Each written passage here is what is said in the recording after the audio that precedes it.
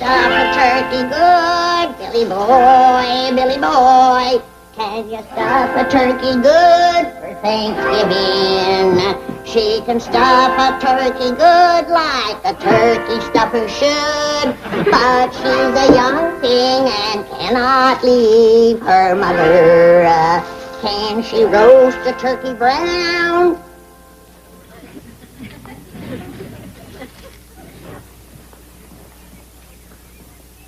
Don't pay no attention to what Granny's singing, Turkey. Where'd you go? Here, Turkey, Turkey. Here, Turkey, Turkey. Don't be scared. Granny don't mean no harm. See, I brought you some nice stuffing. I mean bread. Is she fixing gravy too, Billy boy, fixing giblet gravy too for Thanksgiving? Yes, she's fixing gravy too, like her mama used to do. She's a young thing and cannot leave her mother. Can she bake a pumpkin pie, Billy? Hold on, Ellie. Oh, morning, Pa. What you got there? Oh, this here's a raccoon named Elmer. Billy May, Yes, sir, Pa. I know that's a raccoon named Elmer. What you got in the sack? What sack? Sack you toting? Sack I'm toting? Yeah, the sack that turkey just stuck his head out of. Don't just stay out of sight. Hey, come here. Yes, sir, Pa.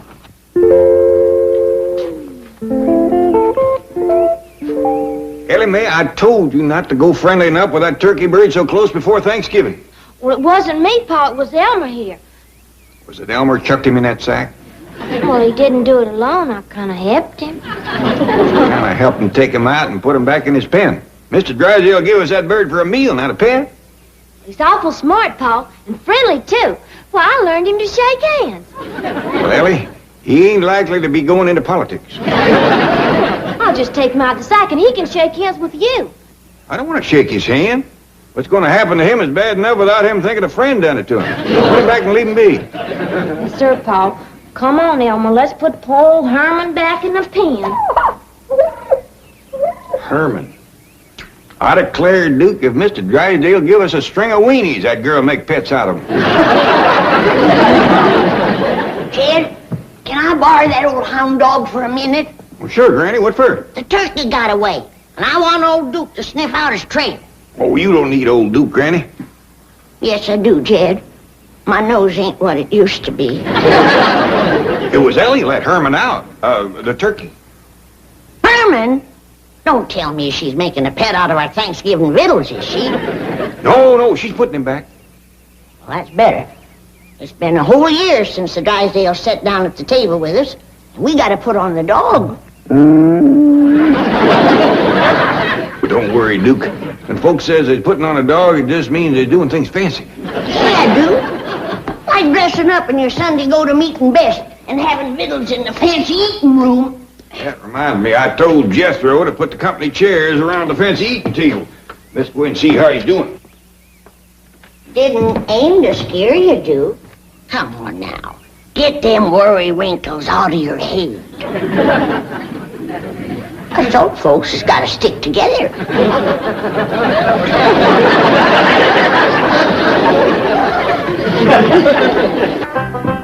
Uncle Jed, Granny, Ellie, me, Mr. Drysdale, Mrs. Drysdale, Miss Jane. How's it coming, Jethro? Oh, fine, Uncle Jed. My doggy, there's one thing you got to say about the folks out here. They believe in building a good, strong eating table. Why, you could serve up a whole barbecued steer on this thing and not bow it down. Oh, yes, sir. Hey, you remember that little feller that came home from school with me the other day? Yeah? Well, he says this here room is what you call a billiard room. And this here table is what you call a billiard table. And you know what I got figured out? What? This here rascal must be what you call a billiard. Man, doggy. I always wondered what that critter was.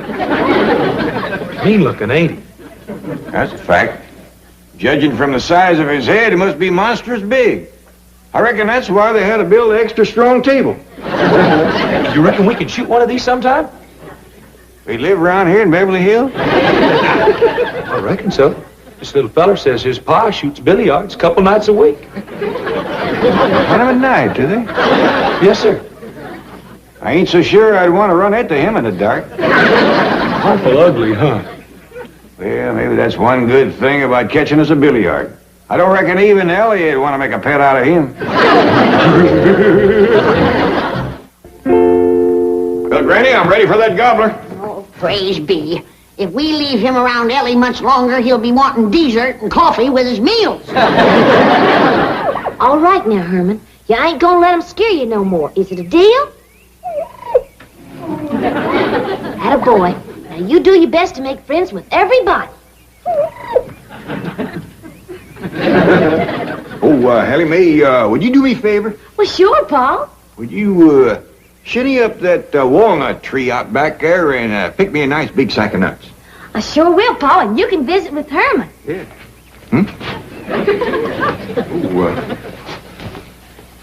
Well, now, Herman, Mr. Gobbler, I reckon the quicker we get this over with, the better.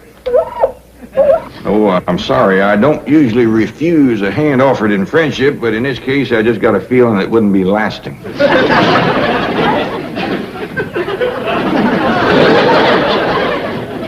No hard feelings. I got nothing against you. As turkeys go, I reckon you're right up there with the best, but I'd appreciate it if you wouldn't look at me like that. Oh, what's the use? I can't do it.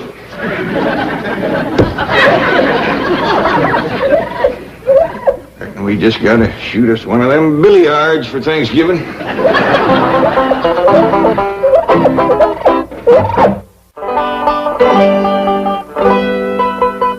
That there is what you call a Beverly Hills billiard. I don't care what you call it. I ain't gonna cook it. Granny, the folks that live here before us must have found it pretty tasty.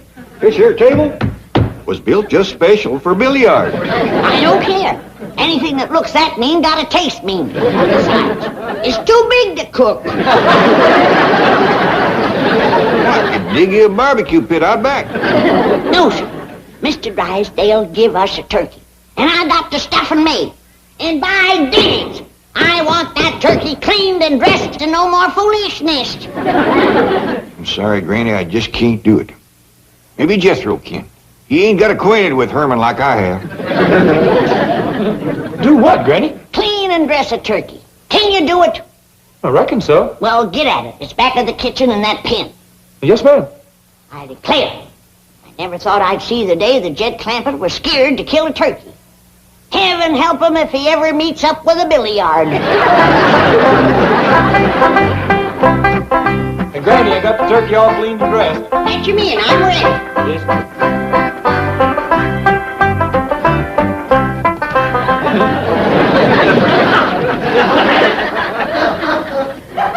Put him in the pan. What in tarnation? Do you call that dressing a turkey? Well, I did the best I could. I didn't have no clothes that'd fit him. I borrowed them clothes from a little fella down the street. I think he's kind of cute myself. So does he. He even shook my hand. Well, howdy there, Miss Jane. Greetings, Mr. Clampett. I wonder if I might borrow one of Granny's ancient outdoor cooking pots. Well, you bet you can.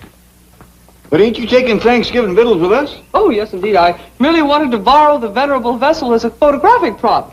You see, Mr. and Mrs. Drysdale are posing as Governor and Mrs. Bradford in a recreation of the first Thanksgiving some 342 years ago, when the Algonquins Squanto and Massasoit befriended the beleaguered Pilgrims and so made it possible to perpetuate the Plymouth colony and bring into being what is now one of the most important holidays in the American calendar. What was it you wanted again? Hot. Oh, yeah. I'll fetch you right out.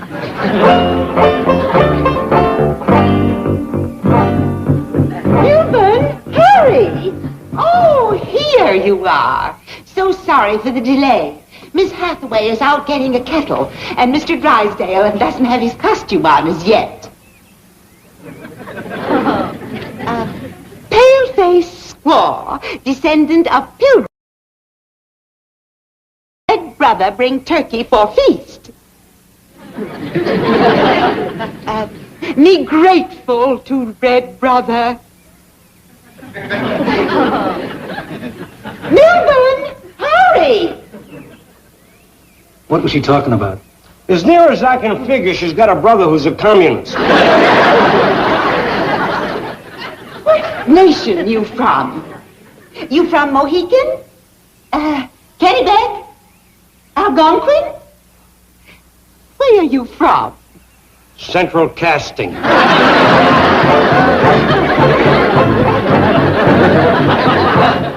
Now you go and take the head off of that gobbler. I just can't do that to a critter that keeps wanting to shake my hand. What is the matter with you? Why, back home you used to bring home a great big gobbler every Thanksgiving. Yeah, but they was wild turkeys that I hunted and shot out in the woods. They had a sporting chance. Well, then you take iron out and turn it loose in the woods and hunt it. Ding it, I think you got an idea there. I hope so. When the Drysdale come to eat, they want to see that bird sitting on the table, not at it. Oh, sorry to keep noble chiefs waiting. Husband not in costume yet. If Indian thirsty, pale-faced squaw, be happy, bring refreshment. Crazy, I'll have a beer. Make mine a dry martini. Indian want fire water? Very dry. 10 fire water to 1 vermouth. Hey,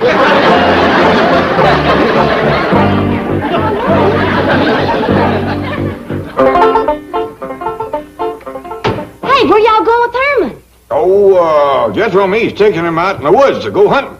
Oh, good, he'll like that. Hey, you want to go hunting with us, Ellie? I brung Granny's shotgun. Well, no, Ellie can't do that. She's got to take them walnuts into her granny. And then she's got to go find her granny some hickory nuts.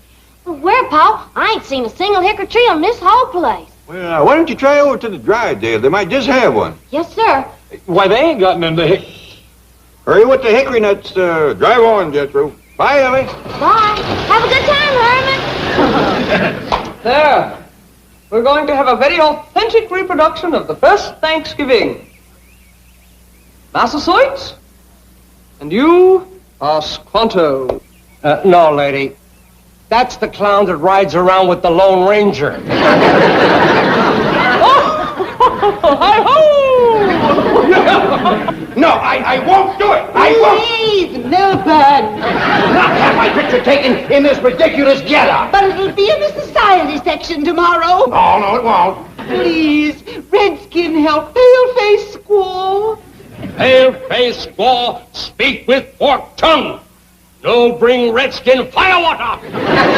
Hot, Miss Hathaway, quickly. 1 beer and 1 firewater. Dry martini. I could use one of those myself. Grab him! No. Oh, Milburn, I'll fix you a drink myself. I just don't want you disappearing again. Let go of me. Sorry, mister. You no pose, we no get paid. Hold still.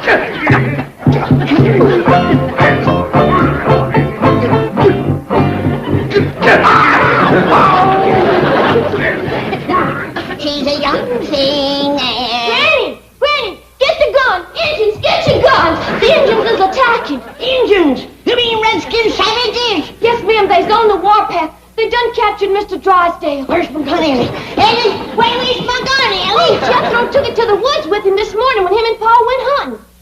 Just like my granny always said. Them Redskins wait until the men folks disappear with the guns, and then they attack. What do we do, Granny? We'll fight them tooth and nail. We'll sell our scalps dear. Come on, child, but protect your hair.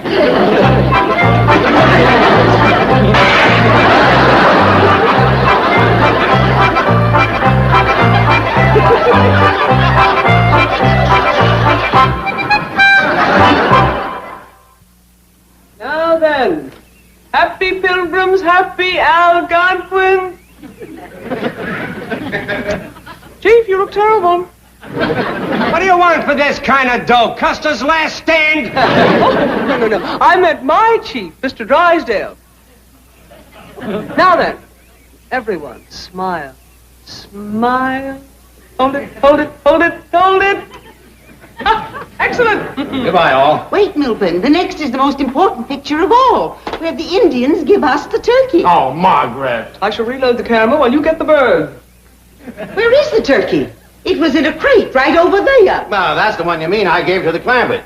You what? Well, they did invite us over for Thanksgiving dinner. It seemed the least I could do. I am not eating with those dreadful people. Then I am not posing for these dreadful pictures. Please, Melbourne, go get the turkey back. Oh, they'll think I'm an Indian giver.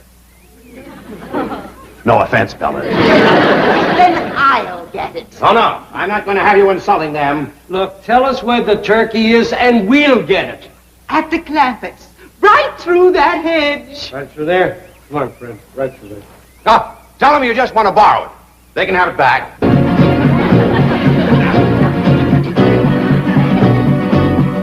There's two of them coming through the hedge. They ain't toting guns. We'll hide and ambush them. Remember now, don't let them grab your hair.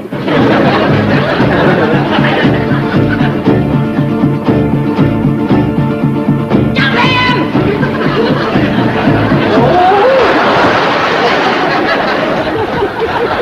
Where'd everybody go? Come on, let's fight! Let's fight! Well, I reckon we gotta go in and face Granny. She's gonna be powerful mad. Yeah, but Ellie's gonna be powerful happy. With Herman, that's two happies to one mad. I'm kind of happy myself. So am I, Jethro. Well, let's get him around the back. You fetch the gun. Come on, Herman. Outside of a politician, I ain't never seen any critter so all-fired anxious to shake a man's hand.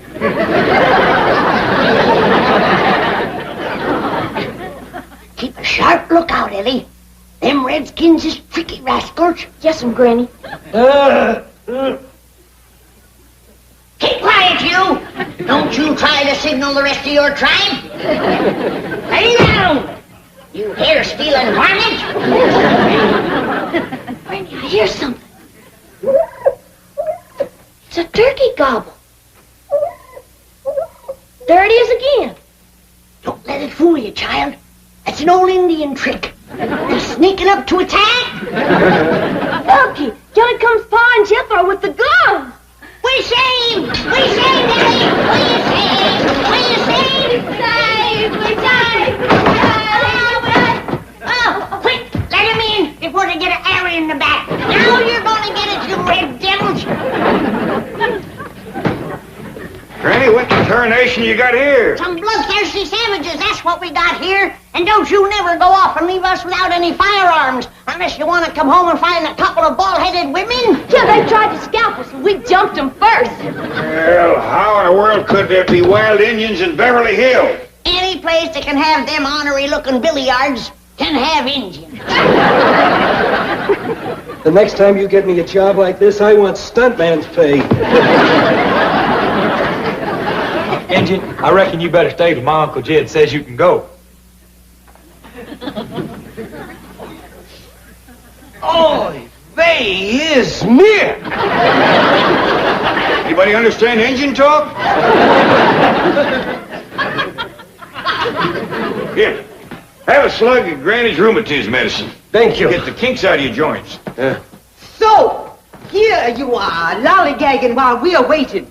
And you, always after the fire water. You'll never work for me again. If I do, I'll want to read the script first. Me? Well, shame on you. No, I warned you not to come over here and insult these people. I'm not insulting anybody. I'm being insulted. Oh, baloney. What's keeping everybody? The turkey's right outside. Don't you dare touch Herman. Hold on. I want my money. Quiet down, everybody. Seems to me that Thanksgiving is a mighty poor time for folks to be yelling and arguing at one another. I realize we got a whole heap of misunderstandings to sort out, and I think we all ought to sit down and start sorting them out. Granny, this is mighty fine Thanksgiving victuals. Best tasting fish I ever had. What do you say this is called again, Chief? Gefilte fish. My mother fixed it. My dingy, you Indians sure do know how to cook. That's a fact, Granny. That there chicken soup was the best ever. Everything is delicious. Marvelous dinner. Delightful. Herman and me sure like it, don't we, Herman?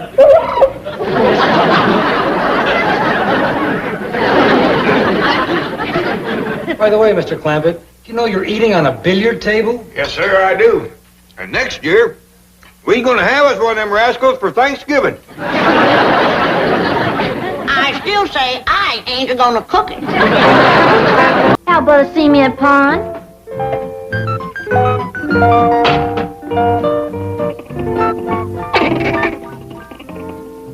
Killing me.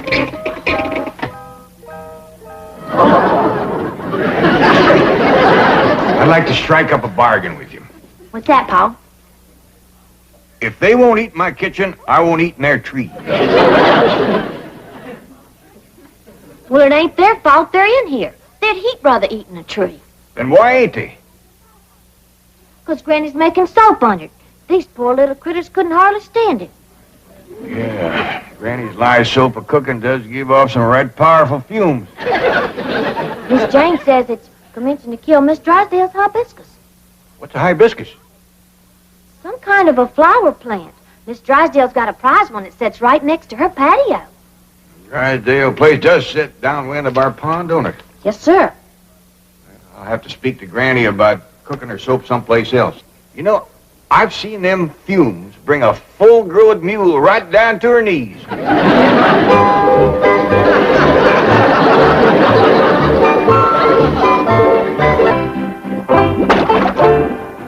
Hey, Granny, some more of the bark off this tree just fell into your soap.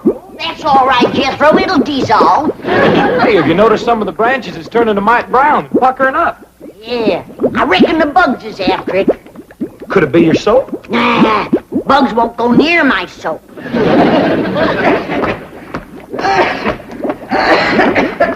Oh, howdy, Mr. Drysdale. What's the matter, honey? You got the sniffles? Oh, no, it's not that. Granny, could I speak to you over there? Why, sure, honey, and don't you cry. Whatever's troubling you, I'm here to help you.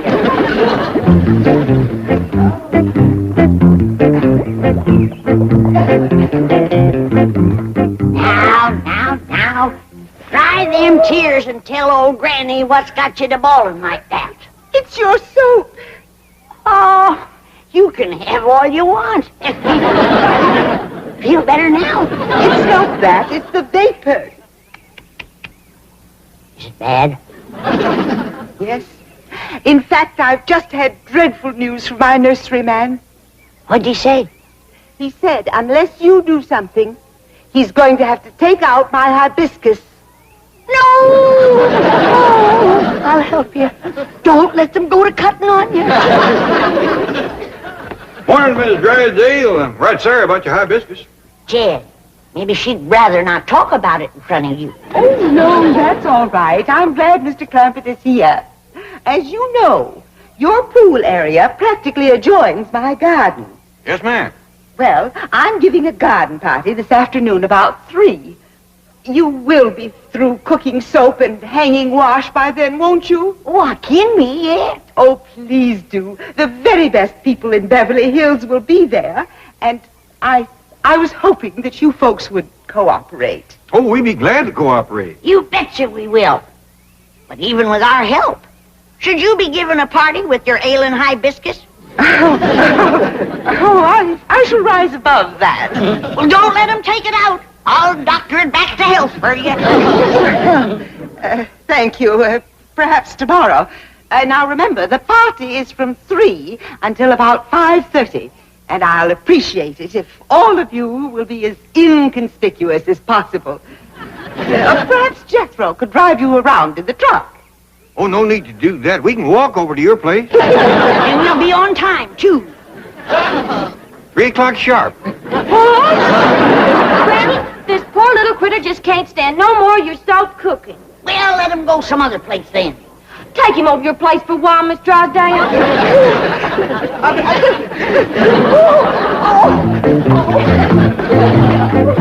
Oh, bye, Miss Drysdale. You want some hot soap to take home with you?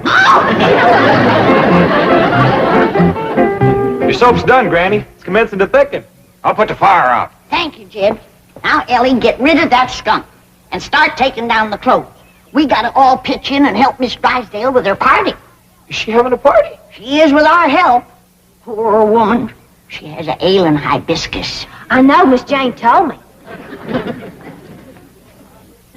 Hey, Granny, what's a hibiscus?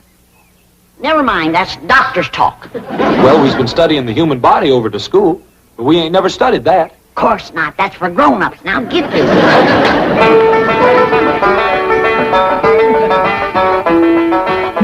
No, Willie. It's a long time since I run into anyone with a ailing hibiscus. Yes? Yeah. A funny thing. Not everybody has them in the same place. Well, I reckon that's so. Yeah. Did Miss Jane happen to mention where Miss Drysdale's is? Yes, ma'am, Granny. She says it's right next to her patio. Yeah, that's where the generally is. A right awkward place to poultice, too.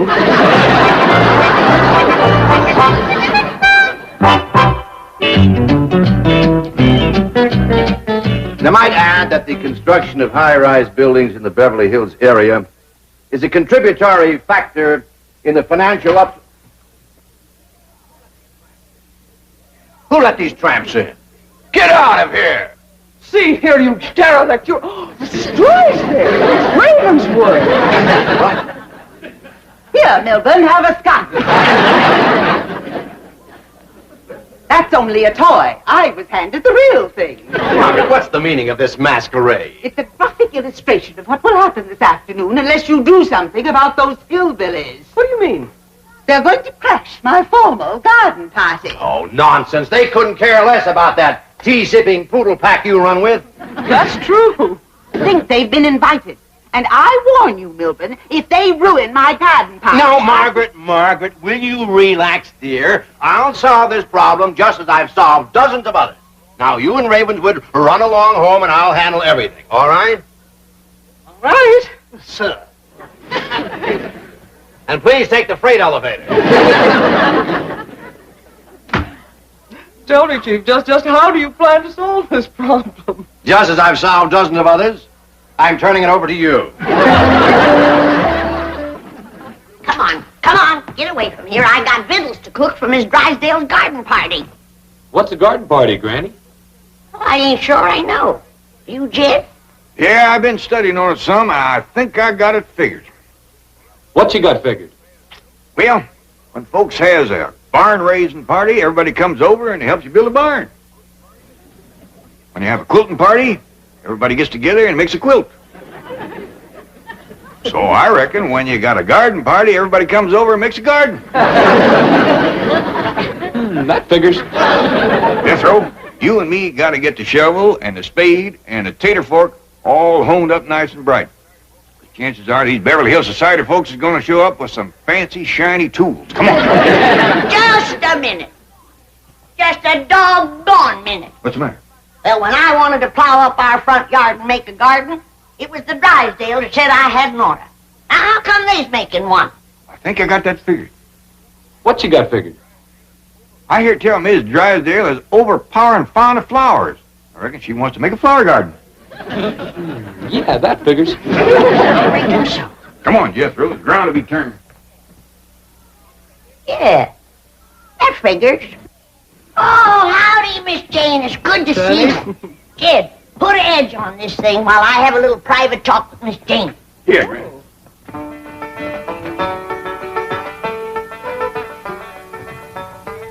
Now, what is it, Granny? I promised Miss Drysdale that I would do my best to doctor her hibiscus. Oh, that's wonderful of you. I know she's terribly worried about it. Yeah, the poor thing was crying the last time I seen her. Tell me, just how bad is it? Well, I'd say it's about half gone. No! Yes, one side is withered and turned brown. Oh, this is going to take some doing to save that. Yes, the nurseryman is in favor of just taking it out completely. No! I told Miss Drysdale that. Don't let him do that. Cutting something out is the last resort. No, I'm sure Mrs. Drysdale agrees with you. She wants desperately to save it. She's had 2 blue ribbons on it. Don't you tell her I told you. That ain't going to help nothing. Here you are, Granny. You could split a frog's hair with that. Oh, thank you, Jim. Come on out to the kitchen, Miss Jane. I'm mincing me some crawdads for Miss Drysdale's party. Oh, no, wait. That's what I want to talk to you about. Please don't go. What? What? And disappoint Miss Drysdale? Just when she needs us? And we give our promise? Please believe me, you will not enjoy it. Well, this is a poor time for us to be thinking of our own enjoyment when you-know-who has got a withered you-know-what. Jeb, everything's honed and sharpened. Howdy, Miss Jane. Are you going to the party? No, Ellie, and I hope none of you will go either. What? What's got into you? Hold on, everybody. I'll handle this. Miss Jane, you know how fond we are of you. You've been a good friend to us, but I reckon the time has come when we gotta do what we know is right, and we're going to that party. All right, if you insist. But you can't go to a garden party in those clothes. Oh, of course not. We're gonna put on our old clothes. Old clothes? Yes, ma'am. You can't expect us to do gardening work in our good clothes. But you don't garden at a formal garden party. What do you do? Stand around and sip tea and listen to music and boring conversation. Now, do you still insist upon going? All right, but first, will you do one thing for me? Chief, I would like you to meet a society family who are on their way to your wife's formal garden party. Are you kidding? I've got no time for those professional tea tasters. I think you're going to like these people. Entree. Hi, Mr. Ideal. Jed Clampett. Ellie Mae. Jethro. And Granny. Can that be you? I ain't sure. You don't look like me. Miss Hathaway, how did you do it? Well, Chief, the fact that the bank held a mortgage on a certain movie studio was a great help. Mr. Drysdale, you coming to the party? Well, I don't ordinarily, but I will today. Well, we see you there. Bye. So long. Goodbye. He don't act a bit worried about his wife's hibiscus. He couldn't care less. His wife's the one with the green thumb. Oh, sure that's where it is.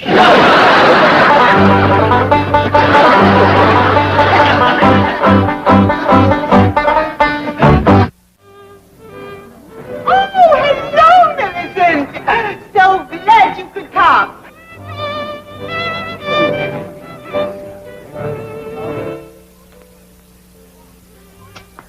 Come on, Uncle Jed, the party's starting. Hear that music? Yeah, but we gotta wait for our women, folks, Jethro. Come, they's late. Women is always late, Jethro. How come? No man can answer that. Probably no women neither. There sure is a lot of pretty girls over there at the party. Can I sweet talk me one, Uncle Jed? Chances are she'd be with a feller. If I whoop the fella, can I sweet talk her then? No, Jethro, this being our first Beverly Hills High Society garden party, I reckon we ought to just watch the folks and not go to scrapping. Unless, of course, everybody else does. In which case, be careful of your borrowed clothes. Yes, sir. Elmer and me's ready. Hey, I don't recall Elmer being invited to the party. Can I take him, please, Paul? Oh, I reckon not, Ellie. No fighting or scrapping neither. Well, this party sure ain't gonna be much fun. Oh, yes, it is. I made sure of that. Remember now, Granny's rheumatism medicine is just for old folks with rheumatism. For not so old folks who want to ward it off. Providing, of course, they's married. Well, come on, everybody, let's load up and cut through the hedge and get to the party. Bye, Elmer. Dorothy, all the way to Santa Barbara. How lovely. Oh,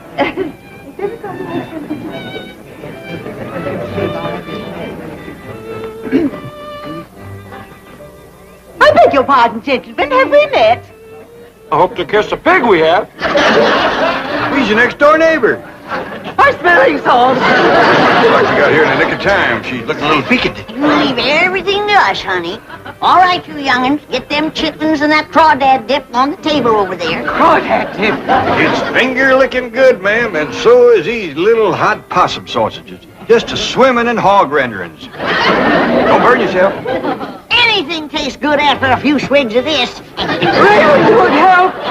Granny always brings a couple of jugs to barn raisins and quilting parties. I've seen a jug of this razor barn pretty near single-handed. And it gets credit for some right crazy quilts, too. You want me to put these on the table, Uncle Jet? Yeah, Jethro, but pass the word around. Nobody to touch it but married folks. Now, what can we do to help you the most?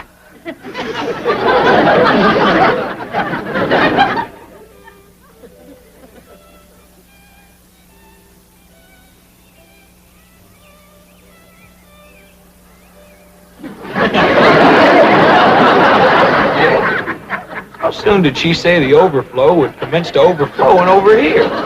She didn't say no particular time, Jethro, but when it commences, we's in charge of it. Let's see how it's going over there. My possum sausages will be stone cold. Really? Want me to take them in and put them on the stove for you first, Bill? Thank you, Ellie. But be careful. Don't splatter any hog renderings on your party dress. I won't, Ray.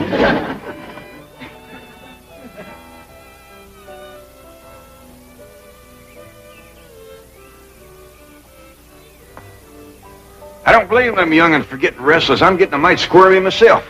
Me too. Granny, I'd ask you to dance, but that is the sorriest dancing music I ever listened to. Only one thing sorrier. What's that? It's stuff they call fruit punch. It don't have much body to it. Tastes like it was drawn off a barrel of rainwater that some apples dropped into it. Pitiful. Ed, you know what that stuff needs, don't you? I sure do. At least the overflow folks will get their whistle wet proper. Uncle Jed. How's the party going, Jethro? Terrible. Everybody's just standing around. The only one moving's that fiddler player. He's moving? Yeah, he keeps walking up to different people playing in their faces, and they still won't dance. Well, it ain't altogether their fault, Jethro. He plays that thing like he's stove up with rheumatiz. Uncle Jed, I'm getting tired of standing around these here clothes. Can I go swimming? Yeah, I reckon so, Jethro. Granny and me take care of the overflow. Yeah! Judging from what showed up so far, that alligator in the pond can handle him. Alligator! Granny, that ain't no... Granny! Thought I seen that varmint this morning, but I wasn't sure. Granny! That ain't no real live alligator. It ain't now. I blowed a hole in him you could swim a catfish through.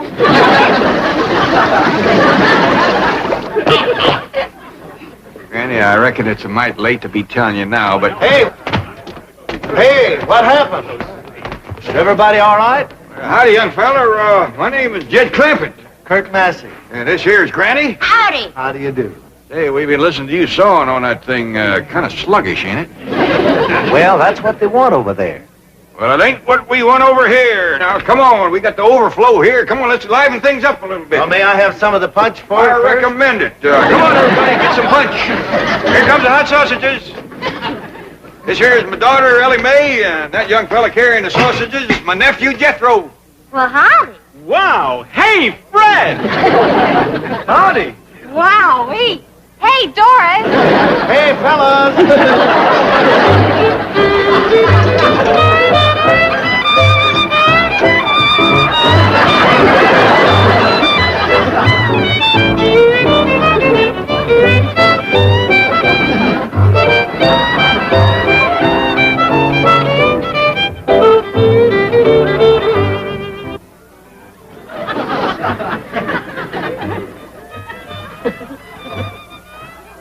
Ravenswood, did you find anyone in the house? No, madam. It's as deserted as the garden. Oh.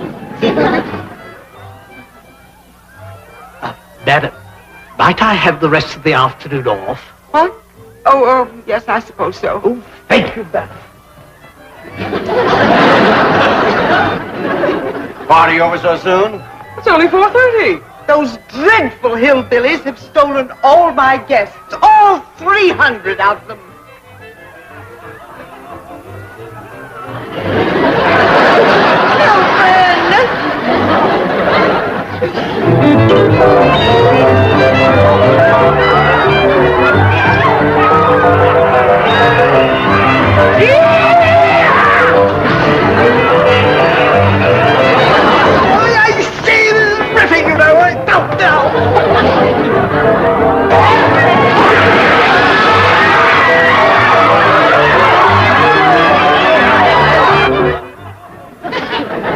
Miss Drysdale, can I see you for a minute?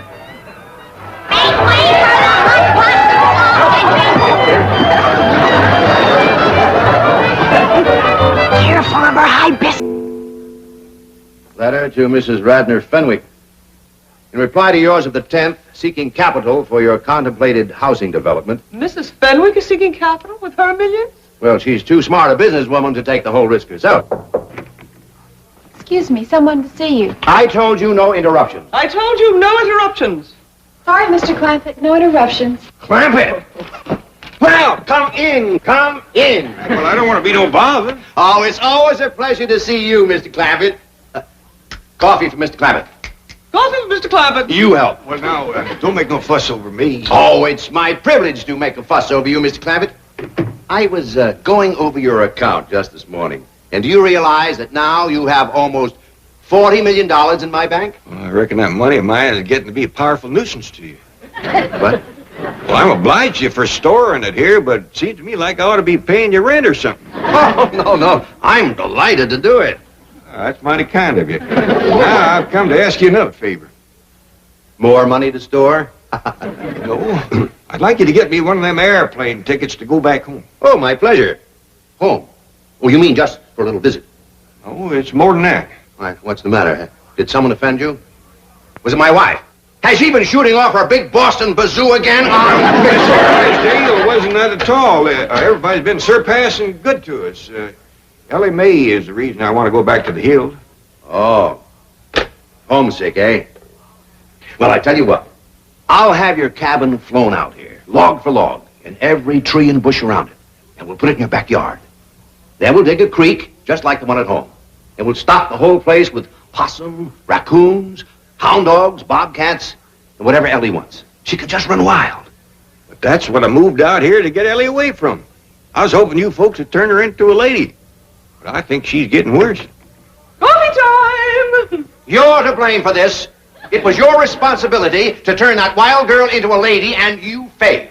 What have you done now, you overdeveloped vixen? No, not her. I'm talking about Ellie Mae Clampett. But wait, she- Mr. Drysdale, Miss Jean done the best she knowed how. Well, as a matter of fact, it was her who got Ellie her first ball gown. That's true. By the way, I haven't seen that gown since. What happened to it? Oh, you sure was right. Oh, honey, you don't have to wear boys' clothes to have fun with boys. Hey, May, you promised me you wouldn't wrestle. I ain't been wrestling. And what have you been doing in your ball gown? Doing what I'm supposed to do, playing ball. Oh, I made 2 touchdowns and kicked 3 field goals. Granny gave that gown a good scrubbing with her lye soap and patched it, too. But it never looked quite the same after that. Mr. Clampett, we have failed you. And when I say we, I mean you. But she... Don't argue with me. What are you standing here for? There's work to be done. But I just... Don't argue with me. Feel like I'm causing a lot of trouble for folks that ain't to blame. Now, if you just give me that airplane ticket... No, Mr. Clampett. We'll work on Ellie Mae. We'll polish her. Now, Ellie Mae don't take a polish real easy. We'll have to face it, gentlemen. Ellie Mae is a wildcat on wheels. Oh, you heard about this morning, did you? Heard what? Ellie being on wheels. Wheels? Granny and me was having a cup of coffee. And all of a sudden, we heard this roaring noise. If that's Jethro riding his fire-spitting bicycle again, I'm going to take a hickory stick to him. Thank you, Granny. Want to go for a ride? Sweet-smelling polecats. That was Ellie Mae.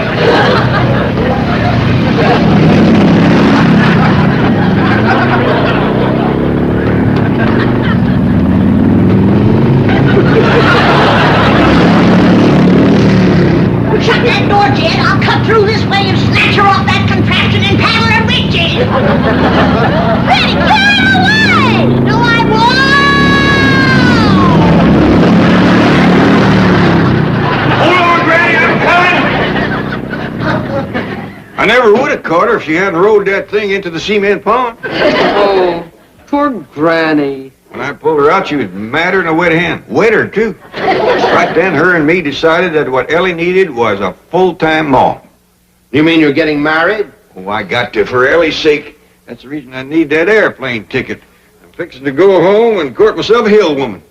How about a Beverly Hill woman? Oh, these fine city women wouldn't look twice at a grizzled-up old mountain goat like me. What are you talking about? Mr. Clampett, you are one of the most eligible bachelors in this entire city. When word gets out that J.D. Clampett is seeking a bride, there will be women beating down your door. Might be a good test for him. It'd take a strong one to handle Ellie. That's the reason I think I'd best do my courting back home, and the quicker the better. No. Let me take care of everything. I guarantee I will find the woman right here in Beverly Hills. And today. Well, that's mighty nice of you. My pleasure. Thank you.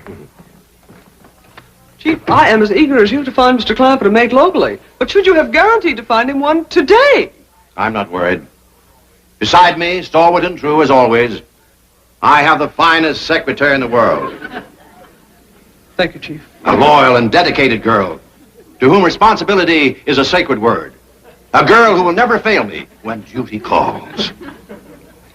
Thank you, Chief. You'll make Jed Clampett a fine wife. Me? I? You. But, Chief, I promised to Jethro. Oh? Who promised you? Me? I? Excuse me, Mr. Drysdale. Hey, what about her? Oh, she's too young for Mr. Clampett. I mean for Jethro. You're for Mr. Clampett. What is it, Janet? The guard downstairs just phoned to say that Mrs. Radnor Fenwick is on her way up to see you. Oh, yes. It must be about that new housing development. Hey, wait a minute. She's a widow. Chief, Mrs. Fenwick and Mr. Clampett have absolutely nothing in common. Are you kidding? They've got $100 million in common. And if I can get them together, I can have it all right here in my bag. I'm looking for the office of the president. Mr. Pyersdale or Skyrsdale or something. Welcome. Oh, you're Mr. Flysdale. At your service, madam. Very well, Beasley. Bring in the maps and the blueprints. Let me take your money. Mink.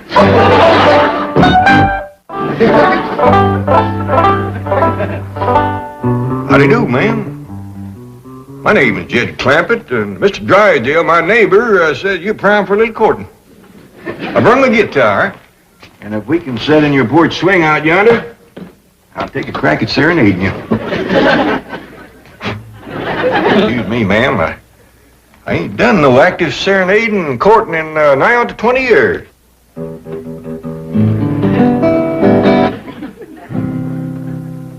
Oh, my darling, oh, my darling, oh, my Jed? darling. What's all this nonsense about you courting a city woman? Well, it was Mr. Drysdale's idea. Well, it ain't worth shucks. City women is spoiled rotten. Mr. Drysdale's going to cull through a bunch of them and trot out the best of the lot.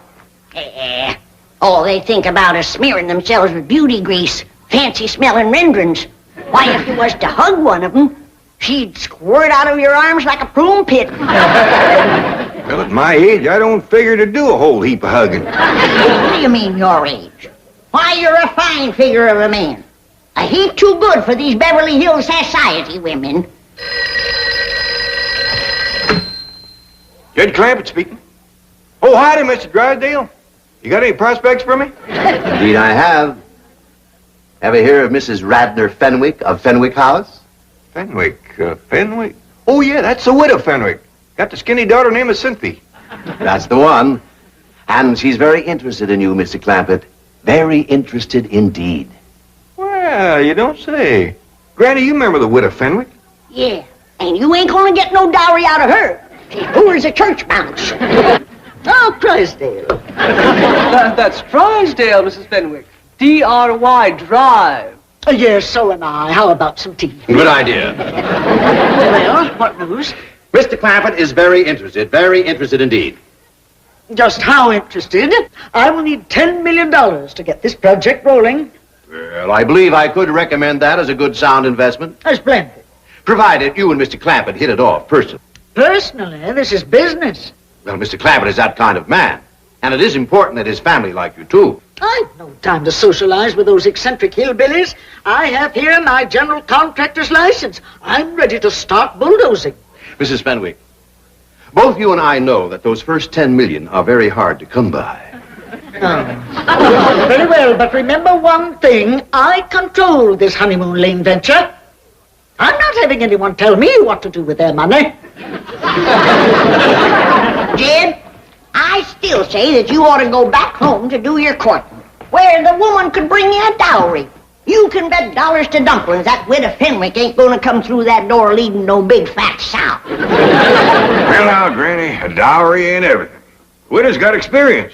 She raised a daughter of her own. You remember Skinny Cynthia? I do. Here's your courting candy, Uncle Jed. Oh, thank you, Jethro. Put it in the truck and put my guitar in there, too.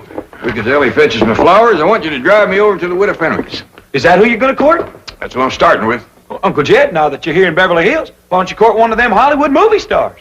Well, if things don't work out with the widow, I might just ask Mr. Drysdale, can he fix it so I can meet Lillian Gish? Maybe even Mary Pickford. Now you're talking dowry. I bet you that Mary Pickford is good for a herd of milk cows and a barn full of setting hens.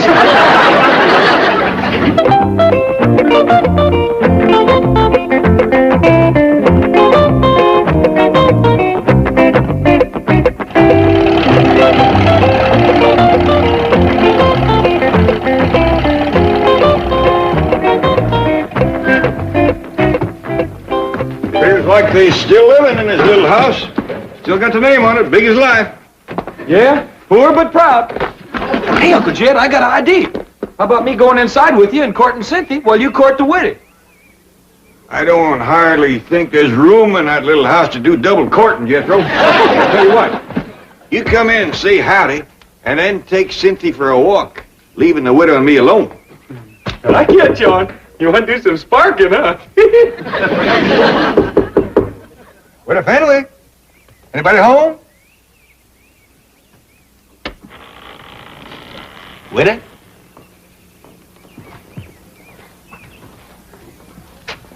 Don't appear to be nobody home. Well, hot and diggity dog. Now you and me can eat the candy. Get out of there. Come on, let's go.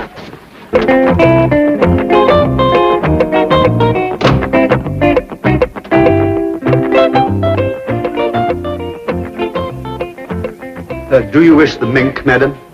No. I think better psychology not to appear too affluent in front of these hill types. However, I will take blue chip. Oh, Helms always makes such a good impression. Wait in the car. I'll telephone if I need to. Very good, madam.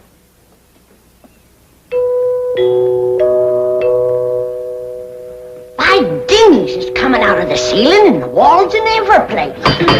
Somebody always comes to the door when that music plays. I reckon that's what brings them in. They hear it playing out on the street. Want me to go see who it is? I'll do it. You get that contraption out of here.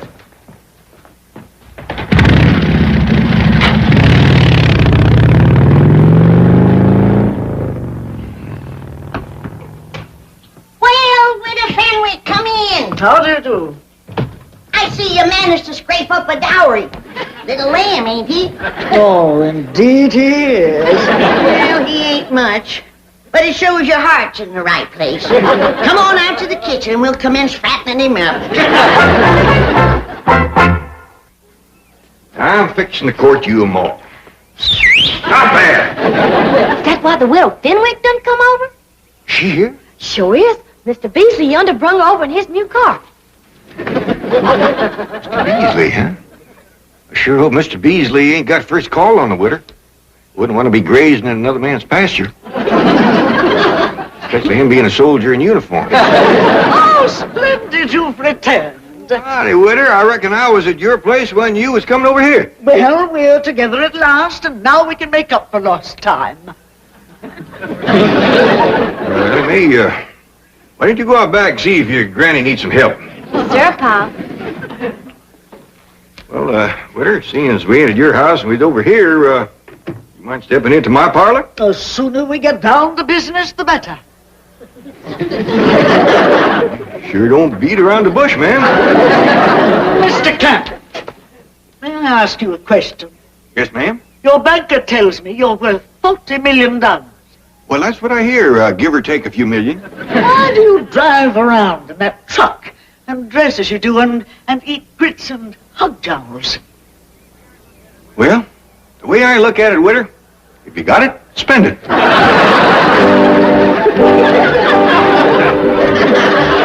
All right. Thank you. Well, Mrs. Fenwick crossed me up, went over to see Jed Clampett. I wanted to prepare him before she got there. Chief, you're a banker, not a matchmaker. Aren't you meddling where you don't belong? Any place where there's $100 million floating around, I belong. Oh, hello, Granny. Milburn Drysdale. Yes, may I speak to Mr. Clampett, please? No, you can't. He's in the parlor fixing to spark the widow. Bye. Well, I've heard of skin the cat, spin the bottle, but what is spark the widow? Spark the widow! You see, it's already working. Now, who says I'm not a matchmaker, eh? Come on, let's get over there and help. I smell money.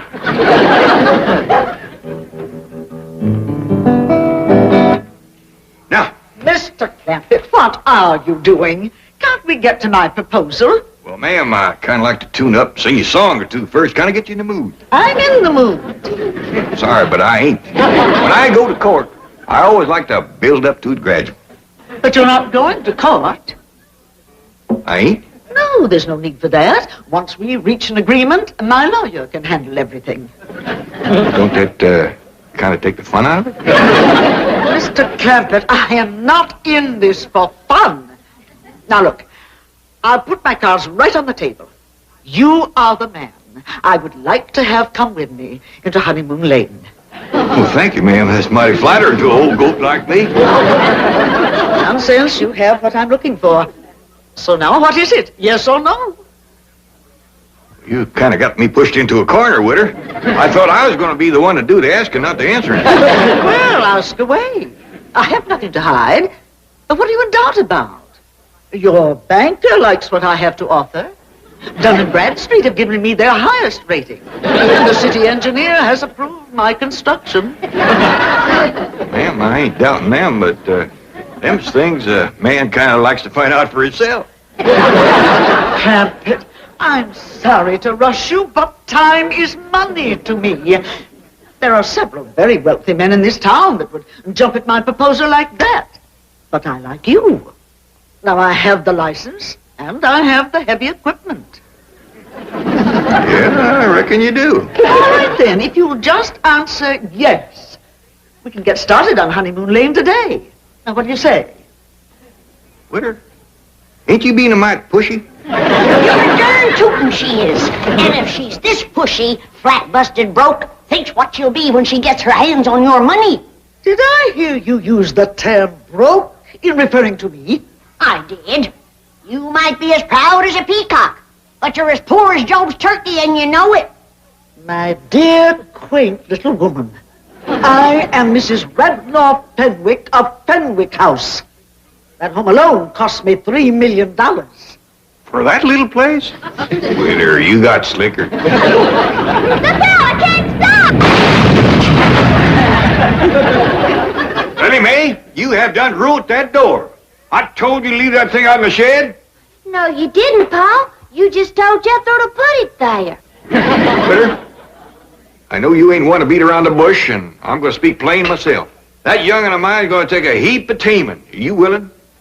Are you kidding? That'll be your job if and when you're her ma. And I'm what? Hop on, Ma, and I'll take you for a ride. Now, hold on. The widow ain't your ma unless we get proper married. Married? You and me? Well, I don't hardly think we can get to Honeymoon Lane without it. Mr. Clampett, I once said I would do anything for enough money. And I'll retract that statement.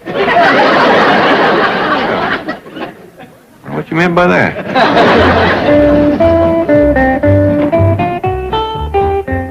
Mrs. Fenwick is still here. That's a good sign. She and Jed must be hitting it off. Ah, Mrs. Fenwick. Out of my way, dry pail. Did something go wrong? That hillbilly untouchable wants to marry me. Me! You can't blame him, Mrs. Fenwick. You're a ravishingly beautiful, devastatingly seductive woman. You are intoxicated. Just a minute, Widow Fenwick. Oh, my darling, I almost let you come to my arms. I'm sorry, Widow. I just don't think we'd hit it off. Here's your dowry back. Widow Fenwick, sometimes the happiness we're looking for is right in our own backyard. Now you take Mr. Beasley there. Oh, thank you. I shall quickly, Beasley. Take me home. Oh, it's just all so confusing. Kind of a skimpy dowry, but don't set too much store by that.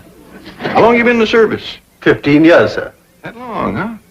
Well, maybe now with a good woman behind you, you'll soon have some stripes on them sleeves. World of happiness to the both of you.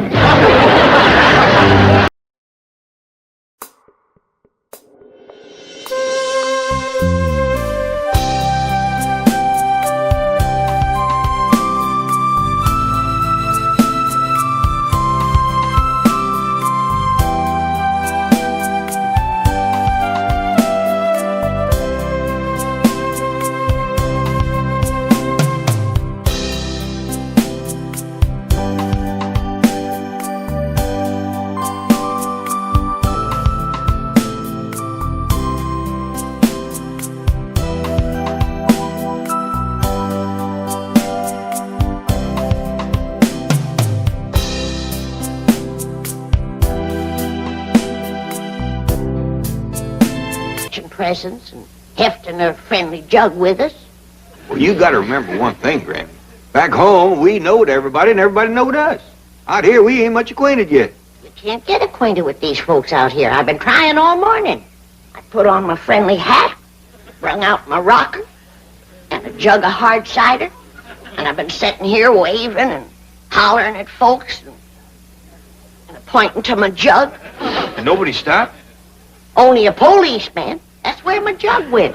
He took it to the police station. I bet you got a bunch of friends down there by now.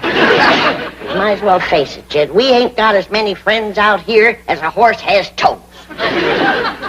Look, you spoke too soon, Granny. You ought to come Miss Drysdale, and she's fetching a present.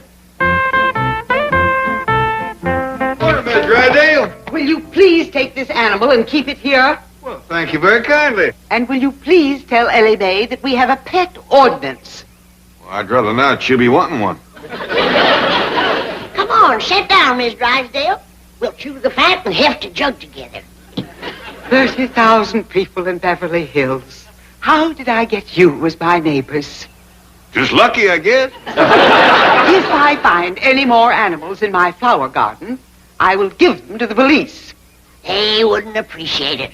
Why, they took my jug without so much as a thank you, by your leave, or kissed my foot. Oh, I do hope the new year will be better. Well, thank you, and the best wishes to you, too. Granny, you gotta admit I was right friendly. Nice fat little goat, too. You can stop your fretting, Thelma. Pa's done found your baby. Her and Earl and Elmer and me's been looking all over the house for that little rascal. Well, me, is this your baby goat? Well, Thelma's her ma, but there's both mine. Come on, everybody, let's go swimming. Well, if that ain't a new low in gift giving, I'll put in with you. Getting our own goat give to us. Granny, don't get riled up yet. Here comes some more friends. That's the bus fetching Jethro home from pot school. In the middle of the morning? Oh, and look who's driving. Miss Millicent Schuyler Potts herself. Reckon she's come to visit.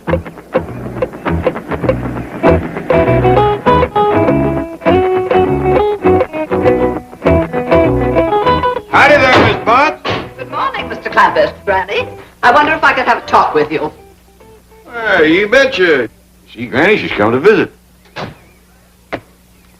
Granny, can I have some victuals? What'd you do with your school lunch? Oh, I ate that at recess. All right, help yourself. Yeah. Oh, bye, Miss Potts. Thanks for the ride. You want to come into the kitchen, have some grits and jowls with Jethro while we visit? No, thank you. Well, set yourself. You can have a bench, a bucket, or a rocker. No, what I have to say is quite brief.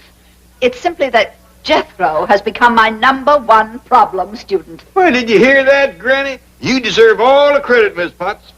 I beg your pardon. Well, when Jethro started in your school, he couldn't sign for a problem for shucks. But now he's number one. Come on into the house. We'll heft a jug on that. Really, you don't understand. Your nephew is a most disrupting influence. Well, let me put it this way. It will not be necessary for Jethro to return to school after the holidays. That's smart, is he? You done it, Miss Potts. Why, back home, he couldn't even keep up with his class. And here he is graduating ahead of everybody. No, please. I'll get the jug. No, Jethro is not graduating. He is being expelled. Oh, I don't know how to say this, but Jethro is ruining my school, and I do not want him to return.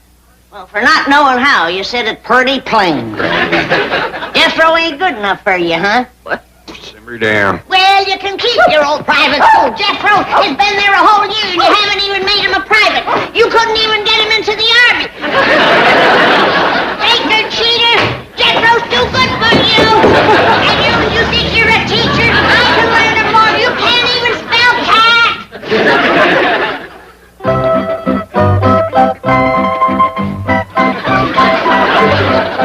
See, Herman? You just keep your feet a-moving like Gertrude's a-doing. If a rooster can swim, so can a turkey gobbler. How about it, Herman? You willing to try? Well, let's shake hands on it.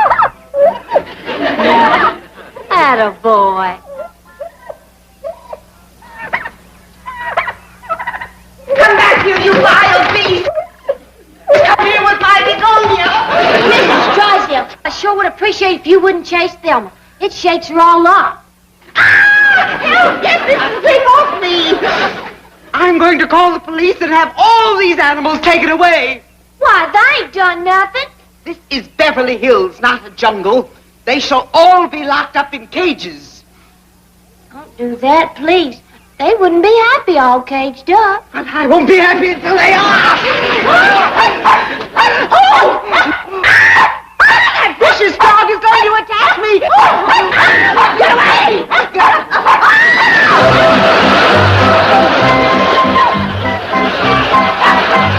Who is that in the cement pond? But that's Miss Drysdale. Look, kid, she's trying to steal Ellie's chicken. Probably wants to give us that for New Year. You get your chicken-picking hands off our livestock.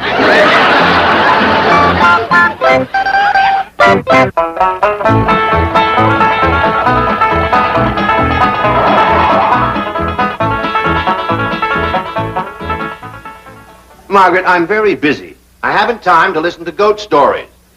Stop sneezing. What fool? With your clothes on? I thought you were having some of your bridge club ladies over this afternoon. Well, stop sampling the punch. Oh, I'll call you back. Gesundheit. Aren't you about through? You haven't finished dictating. Not you. Him. Senti, se non ti stai fermo non posso fare niente. Go away, leave me alone. So, Mr. Drysdale's our friend, is he? That didn't sound very friendly to me. Go away. We'll go away, but not until you fill these sacks with our money to tote with us. Uncle Jed's got $40 million in your bank, and we got 4 sacks. And dividing 4 into 40, that figures to $10 million in each sack. Ooh, listen to that boy Safford. That's one thing we're going to miss about Beverly Hills. Jethro getting a fine education. What are you talking about? Where are you going? We're going back home, Mr. Drysdale. You mean for Christmas? No, ma'am, for good. What? We got to face up to the truth. We're as out of place here as 4 cobs in a cream crock. All right, young'uns, take those sacks down to where they keep our money and commence filling them up. No, wait! Listen! Come back! Oh, get out of my way! Quickly, come with me. Now, wait right here and don't move. Measure him up for a complete vestito nuovo. Oh, sì, sì.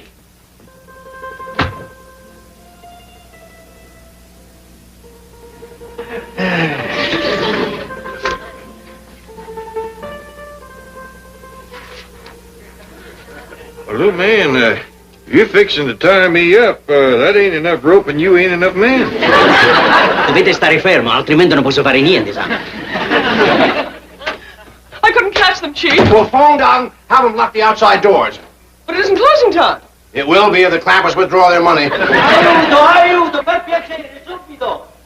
Now, if you ever get to be this big, try me again. Signor Drysdale, aiutatemi. What did you do that for? He was fixing to tie Jed up. Monkey, little feller, throw this skimpy little rope around me real brave. No, he was just measuring you for a new suit. A Christmas present for me. Oh, help me get him down. You fill my sack up for me. I got a few words to say to Mr. Drysdale before we go. Granny, this little fellow was just fixing to sew me up some clothes like you done for Mr. Drysdale here. Shame on you for doing woman's work. And bad, too. You call this sewing? Why, them clothes wouldn't hold together in a stout wind. Porca del diavolo, questo è un manicomio. Don't you sash me, little man. I'll hang you back on that hook. No, I am not. Granny, they won't give us your money. Let's get the guns off in the truck. Hey, we're gonna field the bank? Down to the last man. No, wait. Let's talk this over. Then along come Miss Potts and expelled Jethro out of her school. I can explain everything that's happened. You can. Yes, I can. Well, how about your wife said she was going to lock up all my critters? And mean-mouthing me when I pulled her out of the pond. Oh, I can explain it. No, I have a better idea. I'll have my wife and Mrs. Potts talk to you themselves, and they can explain it. They can? They can, and they will.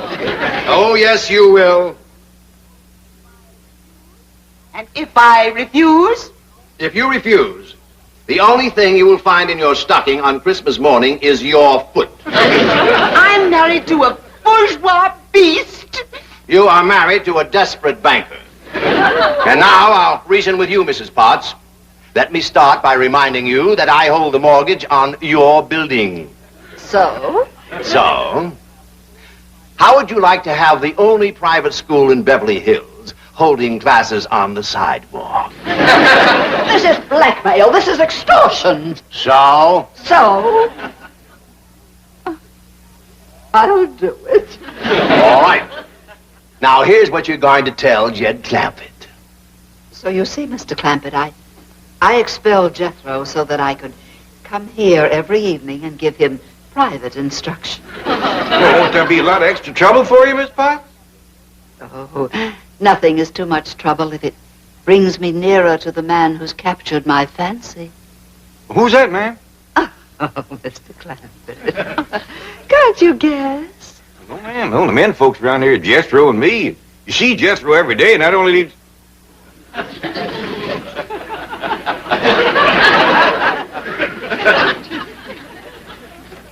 Yes, I must say it. I'm forced to say it. It's you. But, you got... But you're a fine, educated, high-class, big-city school teacher. But I'm also a woman. And you're a man. Yeah, I gotta go along with you on that, but... And the kind of a man I've always been attracted to. Raw-boned, shy, clean-cut, but basically very, very masculine. Well, doggies. Come on, dear. Milford, no! Oh, Margaret, yes. Now, Granny is lonesome. She doesn't have any friends. Your bridge club is the answer. Granny doesn't even play bridge. But you're going to teach Granny to play bridge. Home, quickly. Oh, now, dear, now. It's not going to be as bad as all that. You'll have Mrs. Potts to help you, and Jane Hathaway, too. Even if she learns to play bridge, how could I possibly present that homespun hillbilly to my club? Miss Hathaway is taking care of that. Granny will look fine. Ah, come in.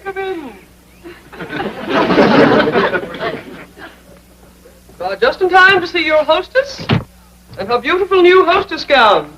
Granny, entrez-vous.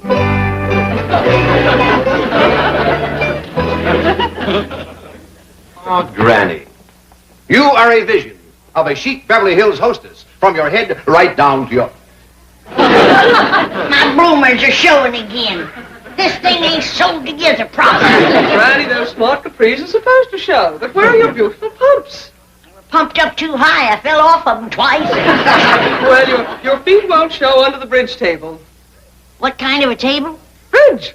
Mrs. Drysdale here and some of her friends are going to play bridge with you. Oh, yeah? Who said? She said, my wife has a club. Well, she better have more than a club if she's gonna walk on me. No, Granny. Bridge is a game, a card game. A fun game. Now, Margaret, you and Miss Hathaway take Granny into the card room and get things ready. I'll send in Miss Potts. Where is she? Her and Jed are sparking in the parlor. This here's a little verse I made up for you whilst I was changing my duds. Why, how very flattering. I can hardly wait.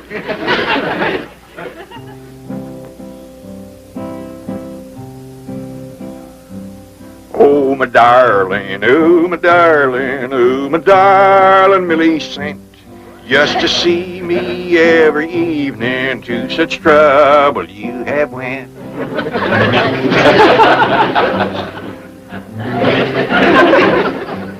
You expelled my nephew Jethro just to give you a excuse, and your mind said, don't you do it, but your heart yelled, what's the use?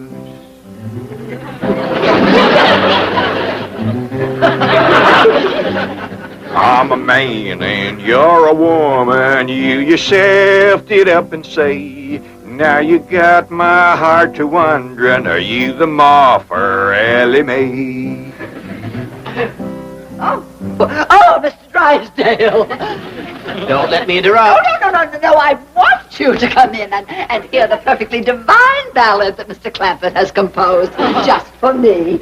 Where's your wife? Well, she's going to teach Granny to play bridge. They need a fourth, so I'd better get back. No. 3 women and 1 man. Unthinkable. Now, you just stay right here and listen to Mr. Clampett's ballad.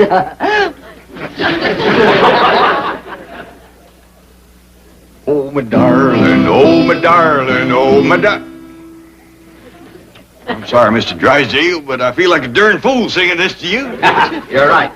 Besides, I have some very exciting plans that'll keep you busy for the rest of the day. You do? Yes.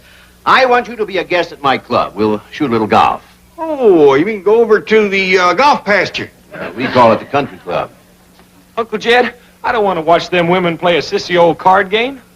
Well, why don't you come with us, Jethro? We're going to shoot some golf. Yeah, I'd like that. But you ain't going to go shooting in your courting clothes, are you? Oh, I reckon I'd best change. Mr. Drysdale, no use you waiting for us. Jethro and me will meet you there. All right, Jethro. I'll see you at the country club. And meet me in the locker room. I'll have some golf clothes for you to change into. Oh, yes, sir. Thank you. Now, I want you to change into these clothes before we play golf. Then we'll spend a nice, relaxing half hour in the steam room over there. Oh, yes, sir. Now, when you change, leave your old clothes inside the locker and close the door. I'll see you outside. Well, Jethro, you're younger and more willowy than me. You try it first. Yes, sir, Uncle Jed. Ain't that all right, Jethro? I can't move, let alone change clothes. These city fellas sure must be runts. What are we going to do? Well, there's one thing certain. We can't strip naked out here in the hall. Tell you what, let's go over there into that steam room and wait for Mr. Drysdale. Yes, sir. Can't see nothing through this little windy. Well, let's just go on in.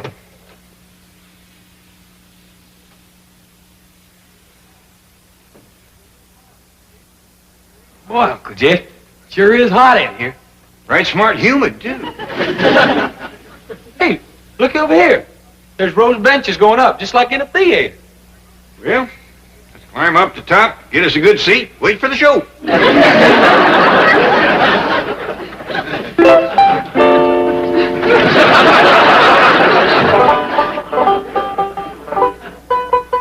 Well, it's about time you men folks is getting home. Let's get ready and head for the hills. What happened? Something go wrong with the bridge game? Sure enough did. Granny got riled and busted it up. What riled you, Granny? Well, first off, them other women wanted me to put my cards down on the table so all of them could see them. That don't hardly seem fair. Of course it don't. And when I asked them why, they said because you're the dummy. Ain't nobody calls Granny a dummy and gets away with it. You better believe it. How did you men folks make out at that there country club? Pitiful, just pitiful. Granny, they got the hottest, steamiest theater there is. If that wasn't bad enough, they put on the worst show I ever did see. That's a fact. Nothing but a bunch of fat old men parading around wrapped in towels. And not even no music.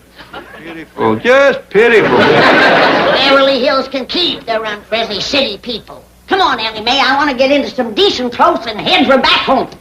Yeah, I reckon we better do that too, Jethro. These is kind of shrank up and soggy.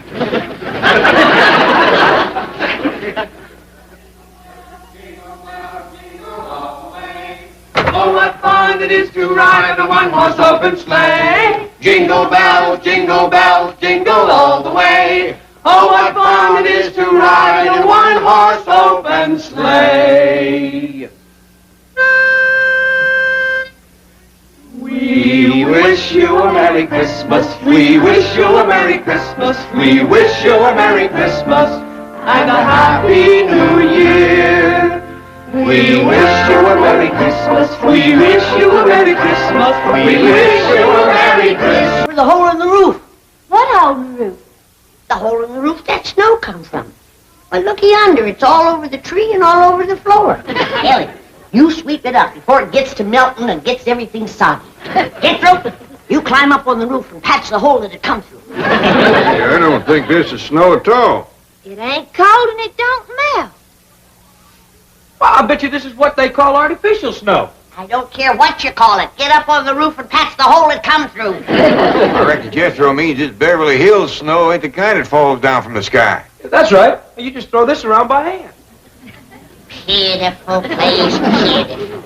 Don't even know how to snow proper out here. Granny, Christmas ain't no day to go lambasting Beverly Hills again. Hey, everybody, let's open a present.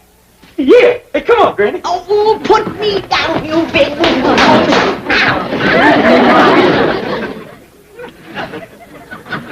Hey, Ellie Mae, this one's to you from Miss Jane. Listen to this. To Ellie Mae, so sweet and fair. Use this gift to have dry hair. Sounds like it's gonna rain. Hey, Jethro, this one here is for you. Ellie, too. Hey, it's from Mr. and Mrs. Drysdale. What do you think's in it? One way to find out. Open it up. Look at Pa, it's a hat. Ain't that pretty? Feels like a rain hat. Yeah, this'll sure enough keep my hair dry when I'm walking in the rain. What's this hose for in the back? Well, I reckon that's let the water drain off. Hey, Uncle Jed. Look what I got, a brand new suit of clothes. Looks like it's made out of rubber. Fella sure could keep drying this rascal. I reckon it's for walking in the rain like Ellie's hat. I reckon these go on my feet. Be kind of awkward walking in these. I'll tell you what, Jethro. Why don't you put the whole thing on, we'll see how it looks. Hey, yes, sir, Uncle Jed. What you got there, Granny? Near as I can figure, it's one of them electric washing machines like we got out back. Only this one's got a clothes drying rack on it. A lot fancier than that other machine. So dad blame fancy, I can't figure out how to get the clothes in it. Let's see now. You got a knob here marked on. Let's turn that and see what happens. A lot quieter than the other one. I don't think it's working, Granny. Don't hardly see how it could. No way to put water in it. Maybe it's lighting up. Look yonder. It's done got water in it. Water in it? Look at that.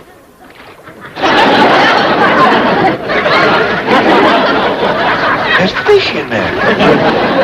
Ellie Mae?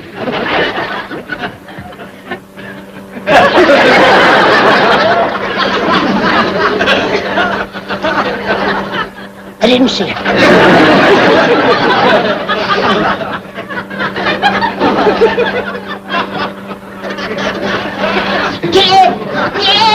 Dad, come and shut this thing off! Quick! What'd you see? I ain't telling, but one thing's certain. I ain't gonna wash none of our clothes in there until that water's been changed. Well, give us a pretty washing machine, Pa. The Drysdales. Oh, Ellie, did you get Miss Drysdale's present? Sure did. I'll fetch it. What's that girl got on her head? Oh, that's her new rain hat. Miss Jane gave it to her. I thought it wasn't supposed to rain out here much. Sure it is. What kind of a varmint is that? It's what Miss Drysdale wants most of all for Christmas. A mink. Well, Miss Drysdale especially wanted a full-length mink. Is this one fill a bill? Yes, sir, it's as long as they come. I know the answer to this, but I'm going to ask you anyway. You didn't by any chance steal this critter, did you? No, sir. Well, I know you hadn't, but Miss Drysdale made such a point of it. She said she didn't want no mink stole.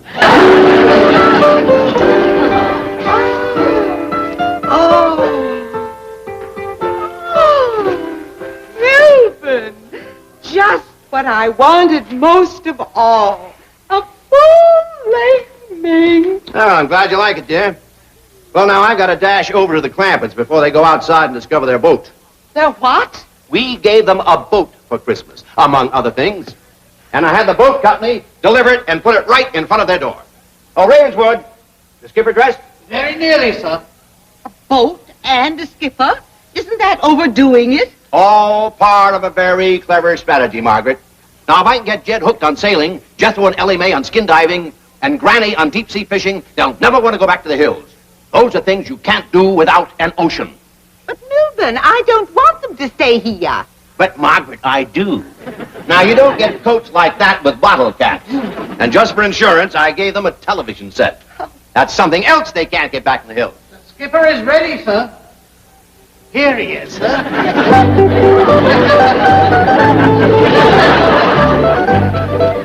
Why, it's an ape. Oh, no, it's a chimp. And Ellie Mae will be crazy about it. Oh, I hope so, sir. I would not like to add to my regular duties the daily grooming and dressing of a anthropoid. Well, let's take him next door. We'll put him on the boat, ring the doorbell, and run. Yes, sir. Madam. After you, sir.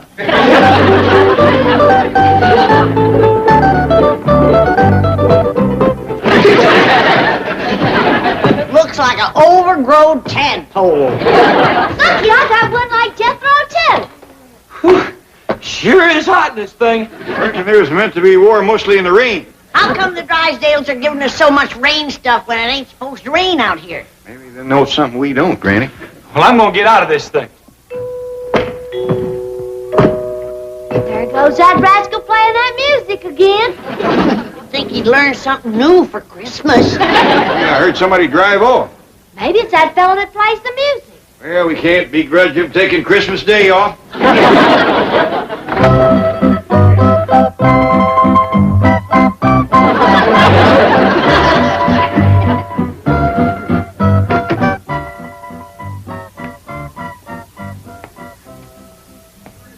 Randy, you recollect hearing it rain last night? No. How about you, Ellie? No, sir, I didn't hear. Well, we must have slept through a regular cloudburst. What you mean? What I mean is that sometime during the night, somebody sailed a boat up our driveway.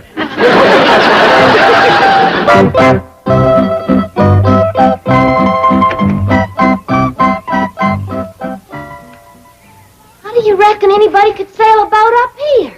I don't see no high water mark on the house. Well, if there wasn't no water, he must have got caught in a heap of wind. Let me fetch Jethro out here. I'm going to need help moving this thing. Yes, sir, Pa. Now, whoever done this was a mighty poor sailor. Well, Granny, maybe he was just celebrating a mite too much last evening. Let's face it, he was drunk as a skunk. I believe he's still in there.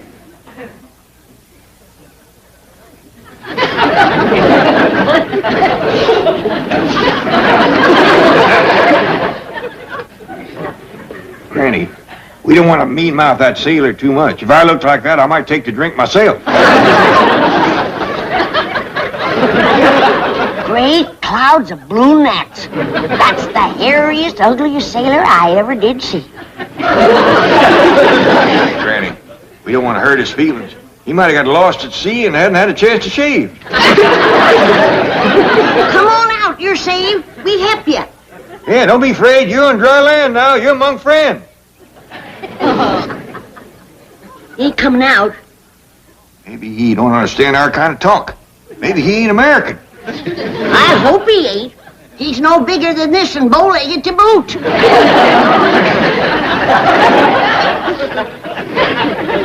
Yonder, dear Jethro. Hot diggity dog, is this ship ourn? No, I think it's wood. There's a little sailor boy in there. He looks like a monkey. Jethro, don't say things like that. He don't want to come out as it is. Why, there's what you call a chimpanzee. Thank goodness he ain't an American boy. I'll go fetch him out. I reckon if anybody can make a sailor leave his boat, it's Ellie Mae. Jethro, you'd best go along with her. From the looks of him, he's been to sea a powerful long time. Yes, sir,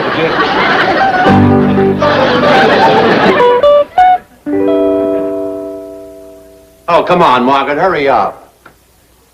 Coming, Milburn. Who are we going to drop in on? The Art Linkletters?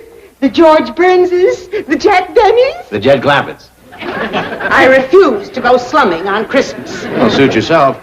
Oh, I understand they have a sensational gift for you. Oh? What is it? Well, who knows? With their millions, it could be the Hope Diamond. It is the season of goodwill. Come along, dear.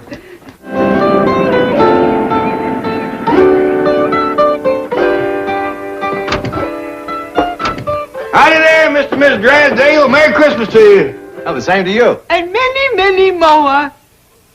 I'm sorry about this boat kind of blocking the driveway here. It was sailed up there last night by a little critter called a chimpanzee. Oh, no. The chimpanzee didn't do it. He's a present for Ellie Mae. From Milburn and me, we know how fond the dear girl is of critters. Well, thank you very much. I had the boat put there, Mr. Clampett. It's a gift for you. From Milburn and me, we know how fond you are of outdoorsy things. Yes. Oh, by the way, you'll find a trailer for the boat in your garage. Trailer? From Milburn and me, we know how fond Margaret, you are. it has wheels. You can put the boat on it and haul it any place you'd like to go. Well, we sure are obliged for all the nice things you give us. We got a mighty nice present for you, too, Miss Drysdale. How big? I mean, how nice. Well, speaking of size, Ellie Mae says it's the biggest there is. Oh, you shouldn't have done it. We shouldn't? Well, we could always take it back. Oh, no. That was just an expression like diamonds are a girl's best friend. Margaret, why don't you go on in? There are some features of the boat I'd like to point out to Mr. Clampett. Yes, dear. See you later. Diamonds are a girl's best friend.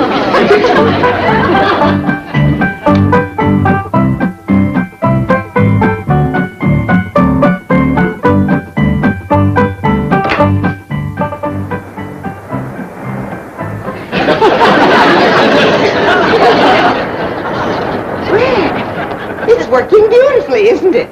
I guess so. Where all the water coming from? From Lake Erie.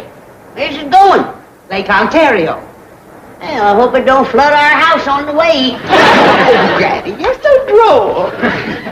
Mr. Clampett tells me you have a gift for me. You betcha we have. Ellie Mae's got it out back, playing with it. Oh, my goodness. I hope she doesn't lose it. Oh, no. She's got it on a chain. Oh, well, let's hurry anyway, huh?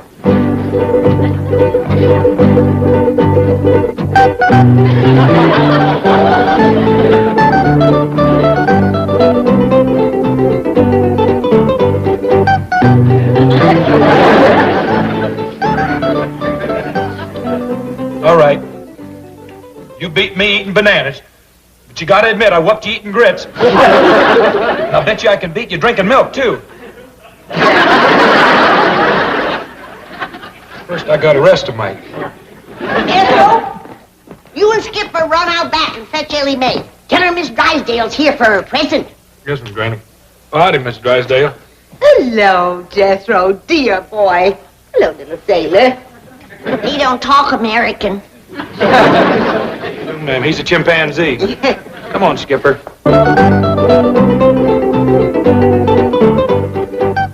Sit down, Miss Drysdale, while we're waiting for Ellie Mae, and I'll give you your other present. Oh, another present? Yes, ma'am.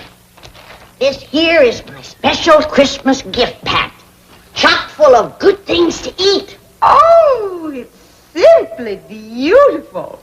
What are these divine-looking morsels? Well, up here we have deviled hawk eggs, pickled crow gizzards, possum sausages, candied catfish, and over here we have some larrapin' good little teensy owl burgers. Please, no more. Got your mouth to watering, huh? Real hip yourself. It's Christmas. Miss Drysdale, I'm awful sorry, but I lost your present. Oh, no. Yes, ma'am. I was playing with it by the cement pond, and the chain broke, and it got away, and I just can't find it. This is terrible. This is tragic. Oh. Awful sorry, Granny. Oh, don't worry, Ellie. I'll make it up to her. I'll give her 2 of my special Christmas gift packs.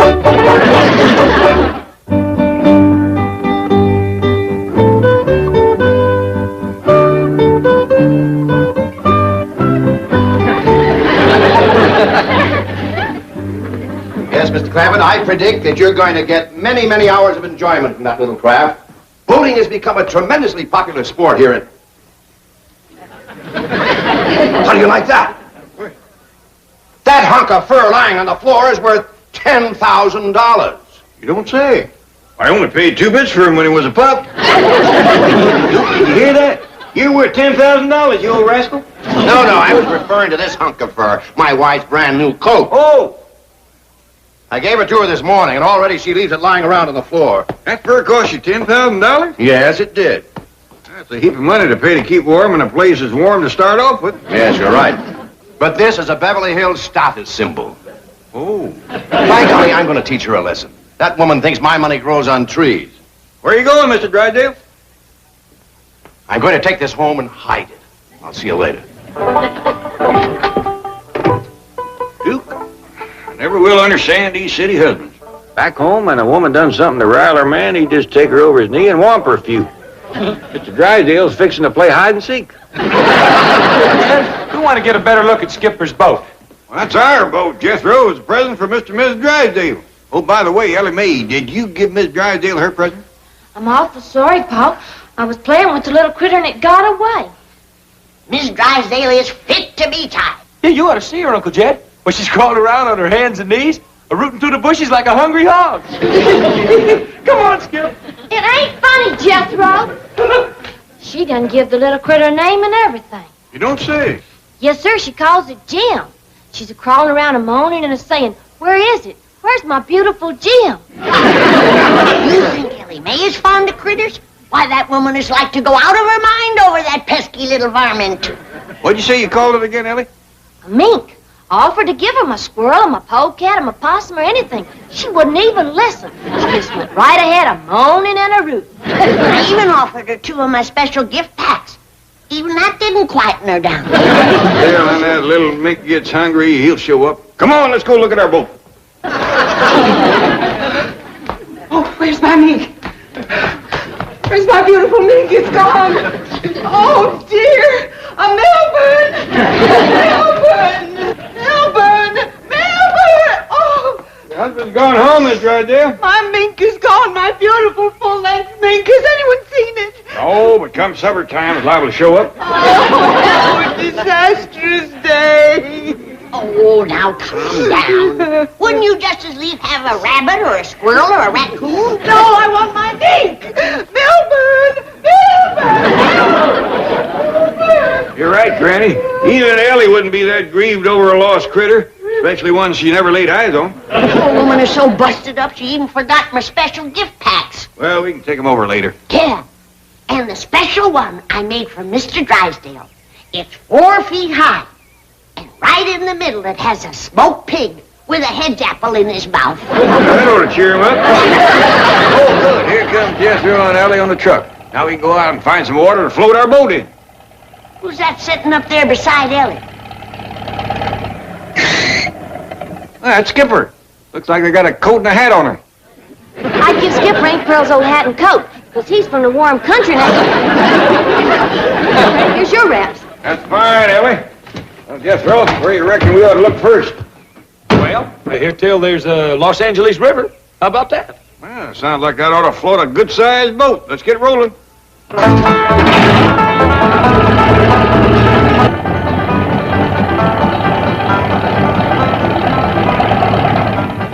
Hey, Uncle Jim, yonder is a boat.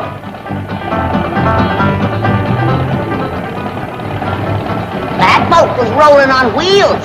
Mr. Drysdale give us wheels for our boat, too. Yonder goes another one. Let's get off the freeways, Jethro. Try some other streets. Now, everybody keep your eyes peeled for water and boats. Yonder's one.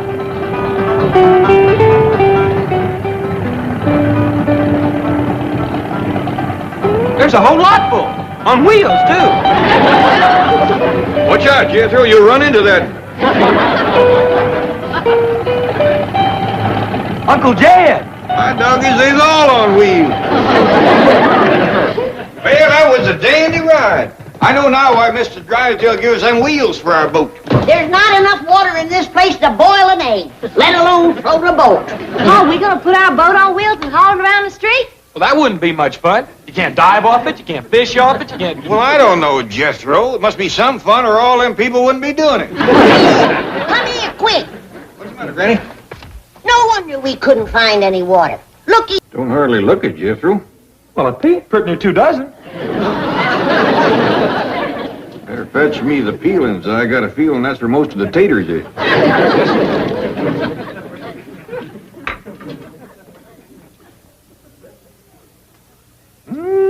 Doggies. How's it taste, Uncle Jed? Pitiful. Maybe them peelings will help. Dump them in.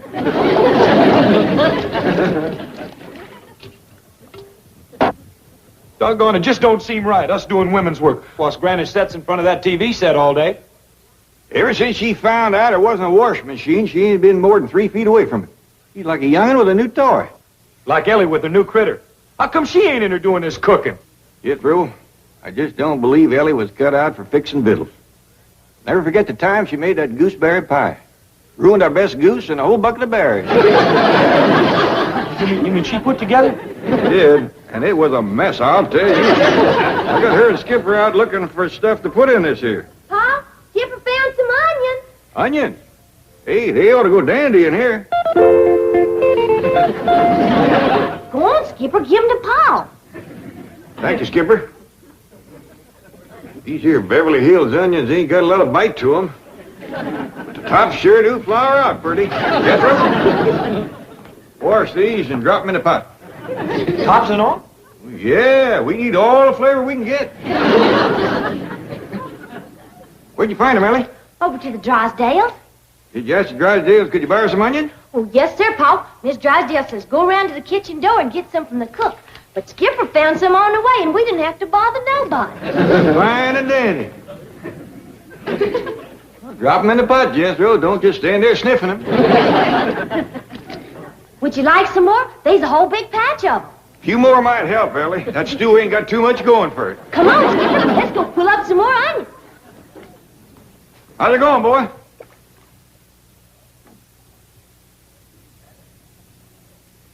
Better? Still pitiful.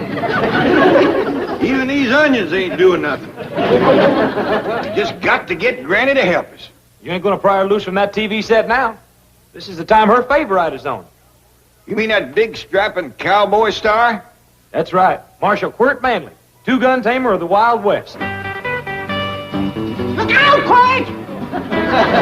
Them rustlers are sneaking up behind you, fixing to shoot you in the back. Look out! Ooh, they got you. Ooh, they got you again.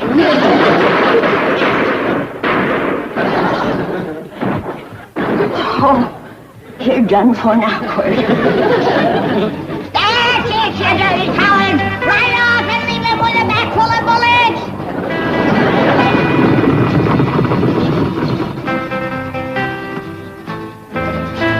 Attaboy, Quirt, after him! Get him!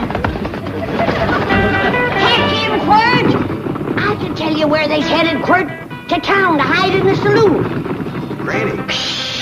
It won't do you no good to hide in that saloon, you dirty yellow cowards. Quirt will find you. He'll get you. Granny, Shh! Yonder comes Quirt, riding like the wind. That's it. That's where they are. Go get 'em. It won't do you no good to hide in that saloon. I told Quirt where to look. Say your prayers, yellow bellies. I'm coming in. is he going to tackle that whole saloon full of bad men all by himself? You betcha. Quirt Manley don't need no help.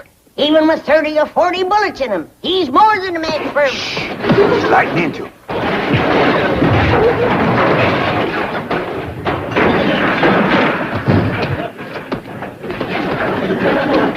See, Jed? I told you he didn't need no help. Look at them run, the yellow bellies. He's right smart of a man, all right. Old Quirt chased them clean out of town.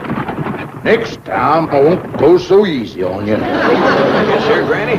He sure is a rip-snorting fighter, old Quirt. Well, look at yonder. Now he's fixing to wrestle his horse. No, Jed. After a fight, he always hugs old Silver Trigger. And then he rides off into the sunset. See? Here they go. Fine figure of a man. Sits tall in the saddle. Well, don't he have no sweetheart like Hoot Gibson always had? No. Ain't no girl good enough for Quirt Manley. He only loves his horse and his dog. Him and Ellie sure hit it off. Both of them being fond of critters and neither one of them having a sweetheart. Yonder goes the man for Ellie Mae. If he can tame the whole Wild West, I reckon he can tame one wild girl. Leastwise, he'd have a fighting chance. Whereabouts would a fella go to find old Quirt? Off into the sunset, I reckon. That's where they always go. Mighty big place to commence looking. Sorry, Skipper, but you must not uproot Mrs. Drysdale's prize, Bulbocodium brunum. That's the botanical term for daffodil. Now, if you're a good boy, if you're a good boy, Jane has a reward for you. A genuine Quirt Manley cowboy outfit. I bet you like it.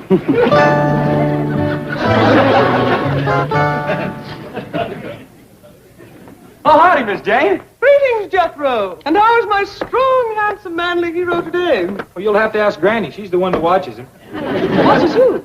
Quirt Manley. Oh, you thought I was referring to the television star. Oh, I know you're hungry, Skipper. So am I, but this stew ain't nearly ready yet. Stew? Jethro, what are you putting in there?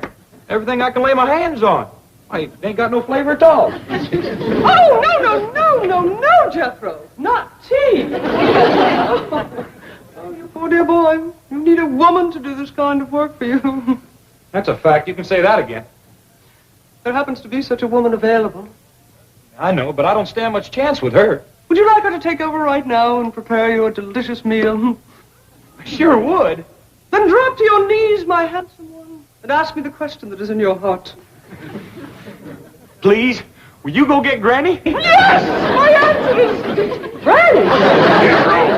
Get up off that floor and stir the stew. Miss Jane, will you stay and have victuals with us, such as they is? Oh, well, yes, but why not let me do... Hey, Skipper! Come on, Skipper, let's swing to the tree. Ellie, what are you doing? We's playing ape. Look here. Ellie, no, please, be careful! I sure would like to know where to find that Quirt Manley. If you mean the television star, he lives right here in Beverly Hills. He does? Could we get him to meet up with Ellie Mae? I'm sure Mr. Drysdale could arrange it.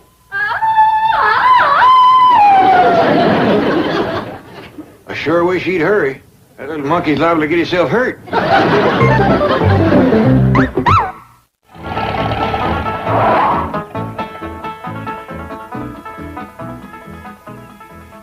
I see you got some victuals. Well, yes, sir, Uncle Jed.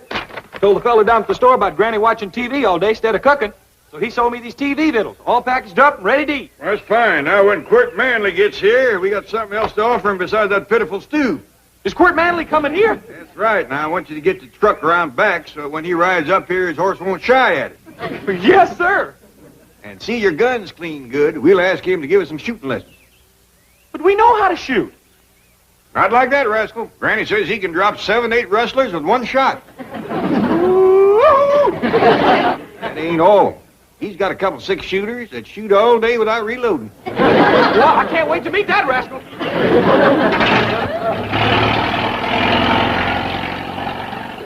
Granny, Mr. Clampett, Court Manley just turned into your driveway. Court Manley! Yes, I knew Mr. Drysdale could arrange it. Court could put the whole bowl full of you. Come on, Granny. Miss Jane, you find Ellie Mae and get her into a dress. Yes.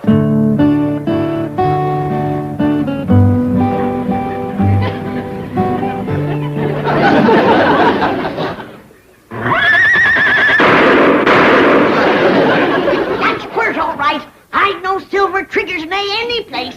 What about them 2 gunshots? Brace yourself, kid. We're liable to find 30 or 40 rustlers laying out front.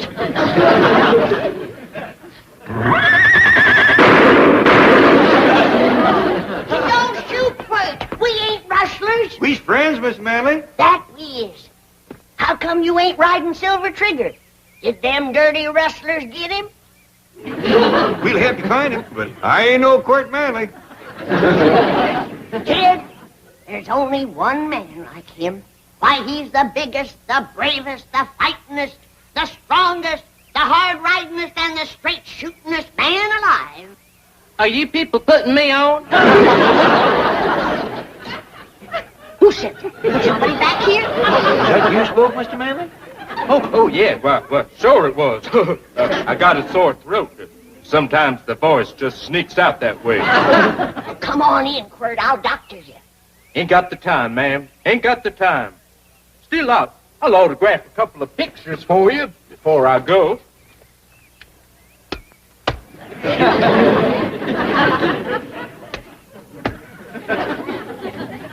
There you are. Well, so long now. I got to be driving off into the sunset. Wait a minute, what about Ellie Mae? Ellie Mae? Well, sure. There you are. Mr. Clampett, Ellie Mae is swinging through the trees with Skipper and refuses to come down. I'll go fetch her down if you can keep Mr. Manley from leaving. Please don't go, Quirt. Well, sorry, ma'am, but gotta hit the trail. Well, so long, y'all. Hold on there, Mr. Manley. My boss, Mr. Drysdale, has been speaking with your boss, the sponsor, and he wants you to stay here and meet Ellie Mae. Oh, well, in that case, I reckon I could spare a couple of moments. Bless you, Quirt. Oh, bless you, Quirt. Ellie Mae is the wildest young'un that ever come down from the hills. But if there's one man alive who can tame her, it's big Quirt Manley. Well, thank you, ma'am. Thank you. I wish I was 10 years younger. I tell you right now, I'd give that Ellie Mae a run for her money. I always was partial to tall men.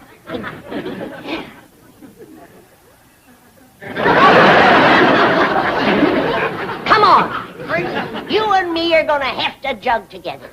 Oh, I know you don't drink, but it won't hurt you to fall off the wagon just once. Ellie Mae, I don't want no more arguments from you. You get up them back stairs and change into a dress. Well, why can't I wear cowboy clothes like Court Manley? Because a man like Manley wants a woman that's womanly now.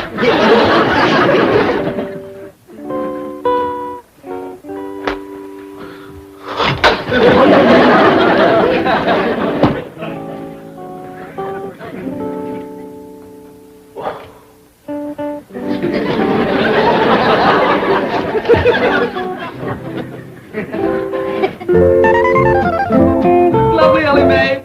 Simply lovely. Here. I'll go the back way and get your father. Yonder he sits.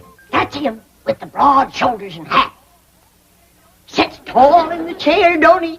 Sure does, Granny. Wait till he stands up. Your heart will jump right into your mouth. Mr. Manley, this here is Ellie Mae. Howdy do. Let's make your acquaintance.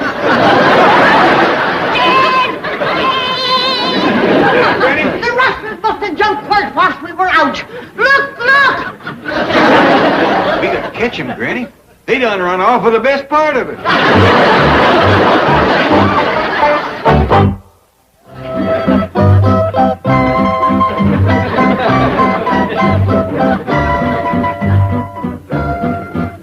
Gee, that's the first time I've ever seen a swimming chicken. Shucks, that's nothing. I got a cat that swims, too. And a rooster that plays dead, a dog that climbs trees, and a turkey that shakes hands. My goodness, I just love animals like these. That is, the little ones. Big animals like horses kind of scare me. But you ride like the wind on TV. Oh, that's not me, Ellie Mae. That's my double. He does my riding, shooting, fighting, falling off cliffs and things like that. I have another double who does the deep voice for me. I call him my double-double. What do you do, Mr. Manley? Oh, please, Ellie Mae. Call me Henry. That's my real name, you see. I'm only on the show because my father's the sponsor. They just use me for close-ups. They say I have a sincere face. Got a nice face. I like it. Oh, thank you, Ellie Mae. I like your face, too. And now that I come to think of it, I like the rest of you. Did you notice that rhymed? Yeah. Well, that's what I really like to do. Make up poems for girls like you. Well, there goes another one right there. They just pop out of me at times. Would you like me to make up a poem about a raccoon? I sure would, and Elmer would, too. Very well. I like the raccoon because he is so filled with goodness and generosity. Well, look how he gives us his skin for use on our garments and other apparel. In addition, raccoons act natural and don't put on airs, as do skunks and old turnips. You're up, Granny. Someone here to see you. Well, I don't want to see him. He reminds me of Pert Manley. Oh, he's a heap more of a man. Handles a gun a heap better, too. He's the one that ought to be on TV.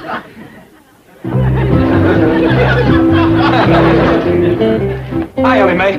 Hey, excuse me, little fella. Can you tell me where I can find Mr. Quirt Manley? I noticed you was toting his hat for him. Well, this here is Port Manley, Jethro. Stop joking, Ellie Mae. I'm in a hurry. I want to ask him if I can borrow his pretty car to drive around the block a couple times. Oh, yes, you may, Jethro. The car belongs to my father, so it's all right. Phew! Hey, do you think he'd tear me to pieces if I borrowed his hat, too? I can promise you he won't.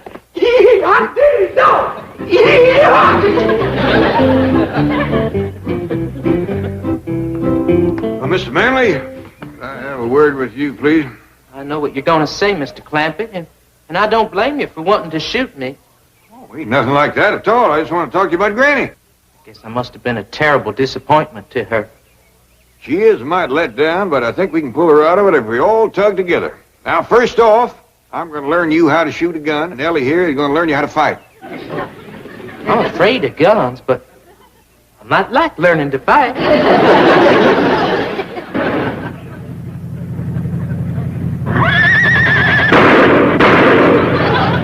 Ma'am, you hadn't ought to jumped in the car like that, especially with me going pretty near 30 miles an hour.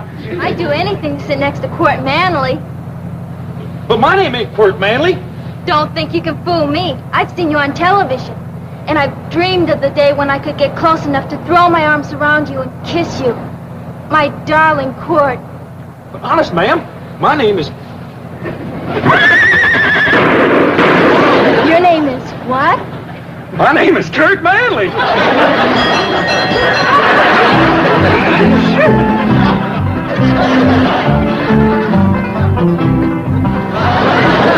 Not over me, girls. There's plenty for everybody.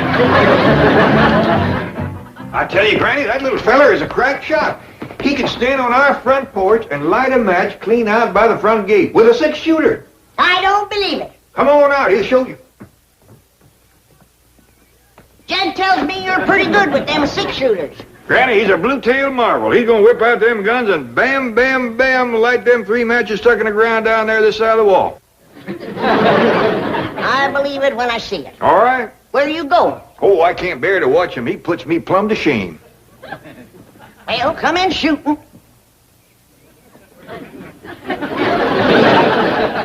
You count to 3, and I'll draw and fire. 1, 2, 3. Well, I gotta admit, that's pretty good. Why, you ain't even drawed your guns, you little faker, you! Granny, hold on! That little sawed-off faker out of here! But Ellie's right fond of him. You see, Granny, some heroes is fighters and some heroes is lovers, and I reckon that little cowboy is a lover. Oh, boss, I'm gonna get my shotgun and blast the inside out of that lying TV set, and if he ain't gone by then, he's next! Granny, wait!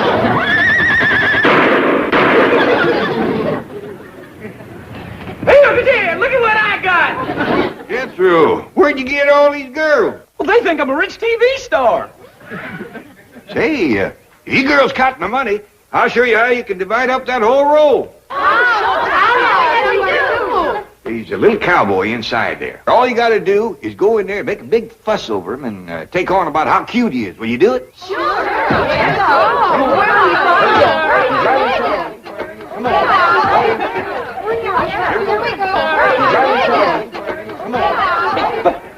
Jeff, them girls was mine! We'll get him back here through as soon as they show Granny what a ladies' man little quirt is. The house is swarming with girls. Yeah, you see who they's all crazy about? You betcha. He's a real star, that little feller.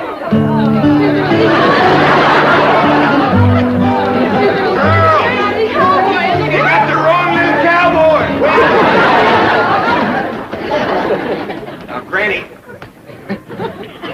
don't shoot the TV set.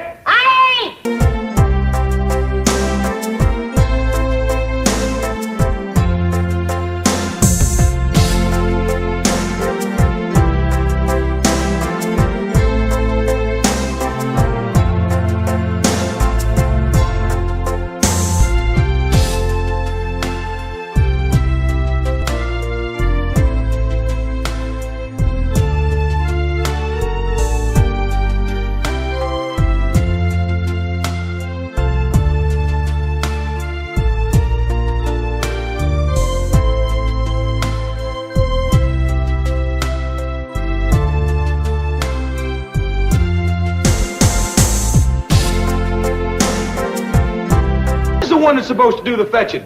Why, there's a fella down the street that has a dog that fetches sticks for him all day. Well, next time you want some sticks fetched, go down the street and let that dog fetch them. Just don't care nothing about it. Top bottle top. Jed, do you want some victuals today? I do, Granny. I've worked up a right smart appetite fetching sticks for old Duke. See, Jed, that's the trouble around here. The critters are taking over. Ellie Mae has done made pets out of everything but my pickled turnips. What's we gonna do for victuals? Hey, I remember something Mr. Drysdale told us when we first moved in here. What's that? He said anytime Granny didn't feel like cooking, there was some folks that'd fetch food over to us. Here in Beverly Hills? Yes, ma'am. All you gotta do is call them on the telephone and tell them what you want. Well, doggies, that's mighty neighborly. You recall her name, Jethro? Let's see. Cater. We call her first name? It's a woman. Beverly. Beverly Caterer? Must be a widow woman.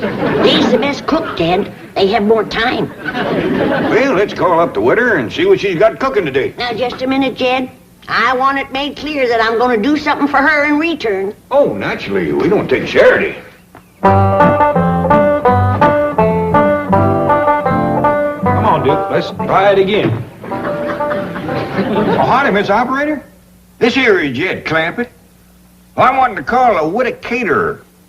Beverly's a Christian name. I don't rightly know what her late husband was called. Anyway, she's the one that cooks the food and takes it around to folks. Yes, ma'am, that's it. Beverly Caterer. Oh, caterers, is it? More than one. Looks like the widow's got some young'uns to help her. That's good, Jed. Most times they leave home. Just when you... Well, thank you, ma'am. What was that you saying, Granny? I was saying that most times the young'uns leave home. Just about the time that you're... Well, howdy to you, Miss Beverly Caterer. This here is Jed Clampett. Sounds like a right friendly woman. Howdy, Beverly. This here's Granny. I'm a widow myself. And I was just saying to Jed, it's nice when the young'uns stay home to help you. So many times they leave just when you need 'em most. I'll let you women folks talk about the victuals, but first I just want to say if you ever need a fence mended or a well dug or any heavy work at all, you just call on Jethro and me. Now, here's Granny. Beverly, what you got on the back of the stove this morning? I don't want to put you to no extra trouble. Huh? Well, me, I'm partial to baked possum, but we'll take jowls or fatback or sow belly. Any kind of meat will pleasure us considerable. What's that? Bunch of nuts. Well, you can send them along. I'll tell you right now, the critters will get the bulk of them. Now tell me something we can do for you, honey. Do what?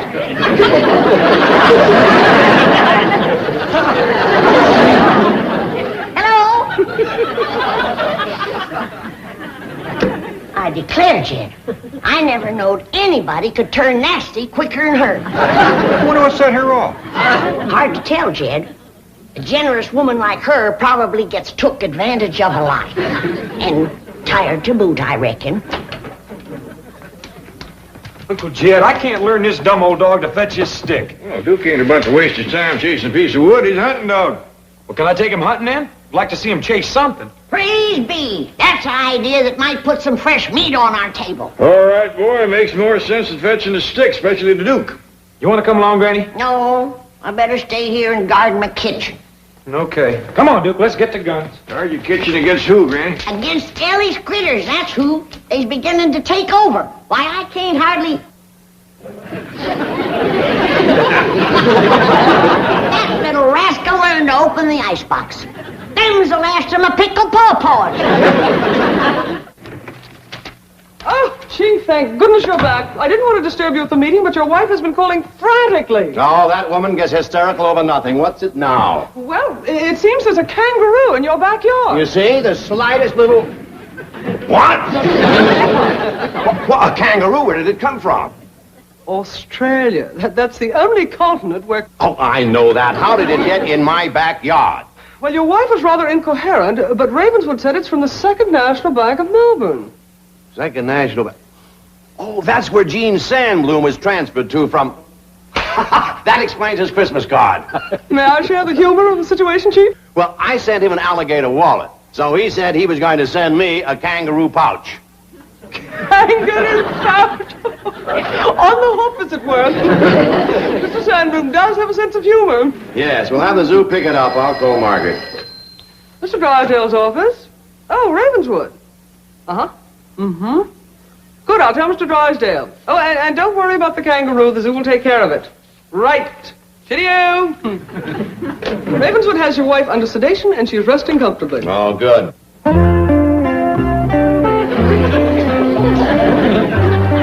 There we are. A bit of mutton and Yorkshire pudding should hit the spot. You may be from down under, but we're all part of the empire. Oh, drat. The zoo must have already come for you. Oh, I'm gonna cook up a rabbit stew. Soon as Jethro shoots me one or two, then we'll all sit down to the table and we'll eat and we'll eat.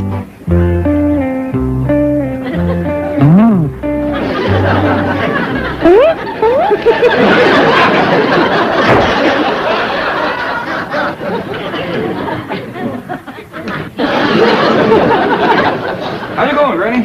Kid, did Jethro leave to go hunting yet? Yep. Well, he needn't have bothered. There's a jackrabbit out back that high.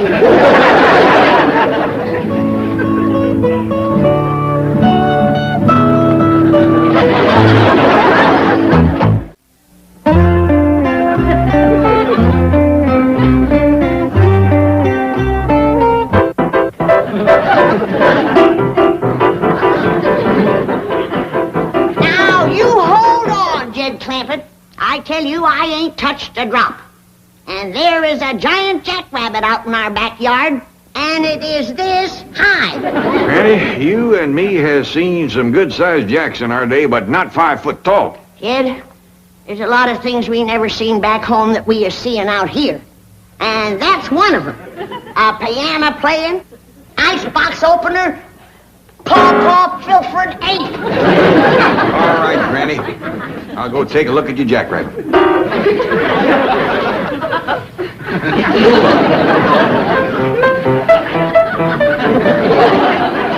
Come on, you can see for yourself. He can jump over this house, I tell you, in one hop. Whereabouts is he? I don't know. But sure as I live and breathe, he was sitting right there, 5 foot tall and looking me in the eye. 5 foot tall setting, was he? Yes, he was. Where did that jackrabbit go? Why don't you look out front? Maybe he hopped over the house, just like you said. You think I'm talking nonsense, but you'll see, 'cause I'll find him. What's all shouting about, Granny? Nothing. Don't tell her, Jed. I don't want her making a pet out of all that meat. Let me go in the kitchen and get out my biggest pot and start peeling taters. Lots of them. Here, Jack. Here, Jack. Here, Jack. Who's Jack, Paul? Never mind, Ellie. Just try to keep your critters from pestering Granny. You got her so upset she's got into her jug, and now she's seeing visions. What kind of visions? Well, I reckon it's all right to tell you.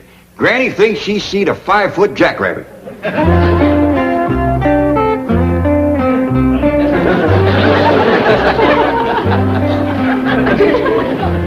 Howdy, Mr. Jackrabbit. The weather's turned off real nice, ain't it? There's a mighty fine clover out there on the lawn if you want to fatten up. I mean, if you're hungry. Don't you go away. There's somebody I want you to meet. I'll be right back. Jed, come a running. I found him. Come quick.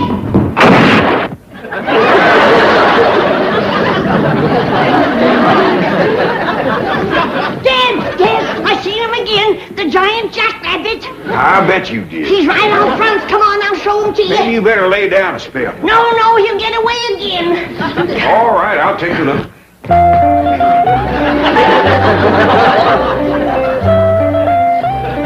You see him, Jed? I lost my glasses. But he must be out there somewhere. Well, yeah, I see him. Is he out on the lawn eating clover? Great big old pink jackrabbit. Pink! Now, don't get upset. There's other colors, too. There's a blue one. There's a green one. Here comes one with purple polka dots. I wish I could see him. What's that you say, Mr. Jackrabbit? All right, I'll tell her. He says he thinks you ought to go in and lay down. Yeah, I think I better had Jed. Howdy, Miss Jane. Jethro! And you've got a wonderful surprise. But why do you look so worried, noble beast? Because I can't find no good hunting place, that's what. And Granny gave the strict orders to bring home some meat. Oh, Jethro, food should never be a problem to people of your means. There are markets, supermarkets, caterers. Uncle Jed called that there Beverly caterer. He got mean-mouthed something awful. Mean-mouthed? Yeah. He says she's the nastiest tempered woman that ever answered a telephone. Well, Mr. Drysdale shall hear this. The bank has a substantial interest in Beverly caterers. You wait here. Hello, Beverly caterers. One moment, please. Hello. Have you spoken to a Mr. Jed Clampett today? What? Now, just a minute, young lady. What is your name? What do you mean, put and tame? Now, you put Mr. Tinsman on the phone and tell him it's Milburn Drysdale calling. Well, the nastiest tempered young woman I ever spoke to.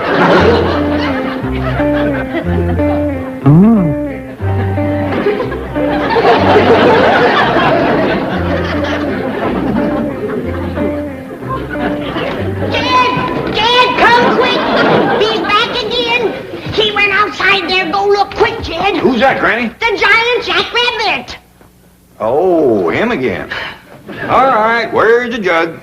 What jug? The jug that rabbit keeps coming out of. The jug gave you that headache. I ain't touched the jug. I busted my head running into them curtains. Yeah, sure. They'll do it all right. I gotta catch that giant jackrabbit. Where's my shotgun? Well, Jethro's got it out hunting. Well, then we gotta catch a snare and put a snare out for him. Granny, wouldn't you rather lay back down and let me bring you a nice big cup of black coffee? Now, I'm gonna catch that big giant jackrabbit whether you help me or not, and I don't care. I'll help you. All right. Now, you get me a nice big stout rope and put some bait in the snare. Yeah, it'd take about 24 carrots for a rabbit that size. Now you're thinking straight. Yeah. Just took me a while. Jethro. The restitution is about to be made. Yes. Now, give your Uncle Jed a message from Tell me. him that the young woman who was so rude on the telephone will arrive in person to offer her abject apologies. Yes. And tell Granny she needn't worry about food. The young lady will also bring with her a truck full of delicious piping hot viands and an assortment of tasty beverages, all of which will be offered at your pleasure. Yes. Have I anything else to say, Miss Hathaway? No, Chief, I think you've said it all. That sure is going to make Uncle Jed and Granny happy. Thank you, Mr. Drysdale. Not at all. Glad to do it. Now, let's see. If I was to tie another rope onto the bottom of that limb, pull it down, and then take my loop and put some carrots in it.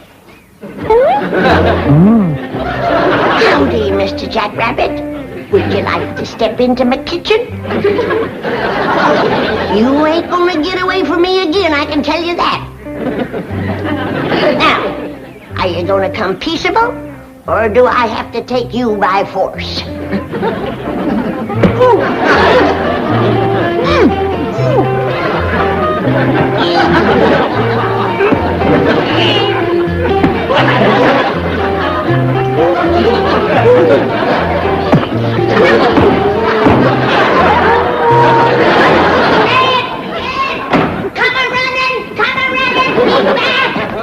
Quieten down, Granny. What's the matter now? The giant jackrabbit! I had him cornered, but he fist-fought me. Fist fought you. Yes, he did. Now you go outside and belt him upside the jaw.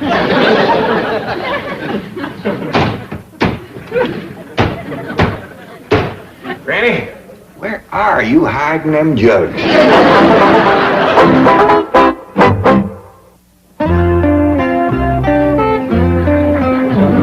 Oh, I'm gonna cook up a rabbit stew, and one giant rabbit'll more than do. Granny, you don't have to do no cooking. Like I said, that there Beverly Caterers is going to bring over a whole truckload of viands and beverages. I ain't depending on nobody with a temper as bad as hers. Besides, I don't need her viands.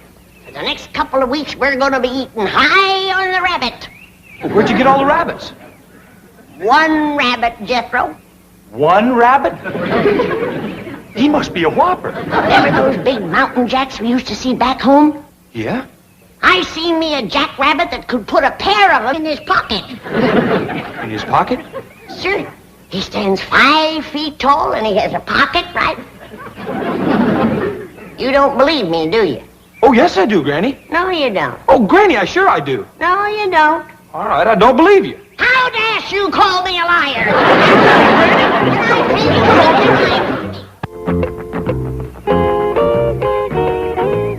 Mr. Tinsman, do I have to face Mr. Clampett all by myself? Yes, you do. You're the one who insulted him on the phone. And you're the one he'll expect an apology from. But he talked like a nut. Miss Billington, a man as rich as Mr. Clampett may talk like an eccentric, but never like a nut. I sure hope he'll forgive me. He'll forgive you. If he's anywhere between 15 and 95, he'll forgive you. I'll take the food round to the kitchen.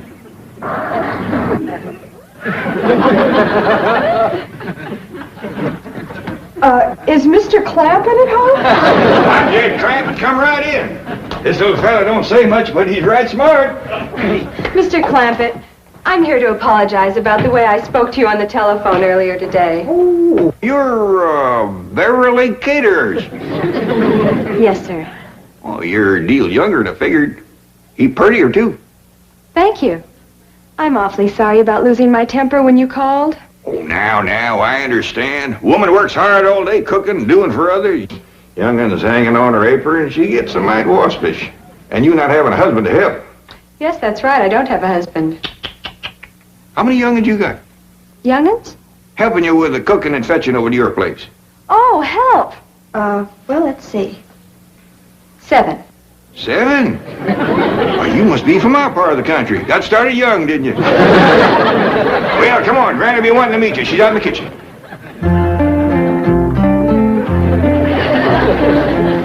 I got you, you big overgrown rascal. Now you're coming into the house to show you to Jim. And then you're going into the stew. That's where you're going. Oh, that's Mr. Tinsman at the back door. He's my boss. Come in, come in. I'm Jed Clampett. A real pleasure, Mr. Clampett. I'm Bill Tinsman. I hope everything has been straightened out, and that Beverly caterers will always be welcome in your home. Why, you bet you're lying. This is a mighty fine young woman. She says you're her boss. That is right. I own Beverly Caterers. What tickets you say? Can you do that out here? Why, of course. Mr. Drysdale holds a small mortgage, but as soon as that's paid off, she's all mine. Now, that don't take the ham off the hog. Now, Jed, you can see I ain't been at no junk. Now, these folks is Beverly Caterers and Bill Tinsman. These are the ones that does all the cooking. I hope we can cook for you, Granny. You can commence with this one. I caught him, now you can cook him. Why, you little varmint, you untied my giant jackrabbit. Giant jackrabbit? Yes, my giant jackrabbit. That's what I wanted you to cook for me. He stands about 5 foot tall, has brown eyes, and a pocket right here. Now, don't you go away. I'll go get him for you. We'll be back directly. You all go in the parlor and let the little fella play piano for you.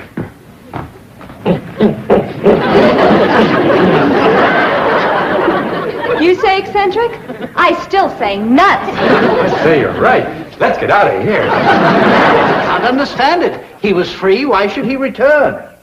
Something must have frightened him. I'll say, if he prefers this crate to freedom. Yes, but what could it have been? Hello, over there. Yes, Granny, what is it? You see anything of a jackrabbit? No, we haven't.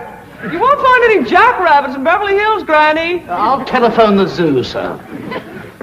I say there's a giant jackrabbit around here someplace, and I'm going to find him if it's the last thing I ever do. Sure you are, Granny. Now, come in, lay down. I'm going to get that nice Beverly Caterers to make a poultice for your head. Granny, you caught some in your snire.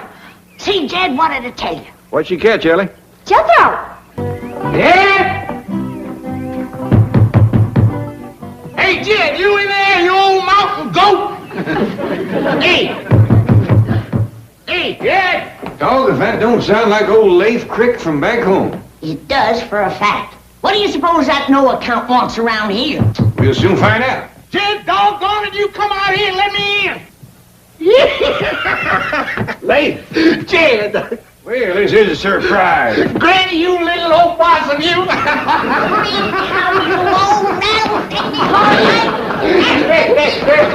She ain't changed a bit, has she, Jed, huh? No bigger in a minute and scrappy as a banyan. Hey, look who's here. Howdy there, Mr. Crick. Sure is good to see you. Ellie Mae Clampett, you're as pretty as a fistful of pink hollyhocks. Yes, sir, Jed, everybody always did say we had the two prettiest girls in the hills. Hey, is Esbel with you? You bet she is. Hey, where's Jethro? He ain't home from school yet. How about Maudie? Bring her along? Oh, I had to leave my woman home to do the chores, Granny. Roof needed patching, well caved in, had to be dug out, mule needed chewing, lots of little things like that.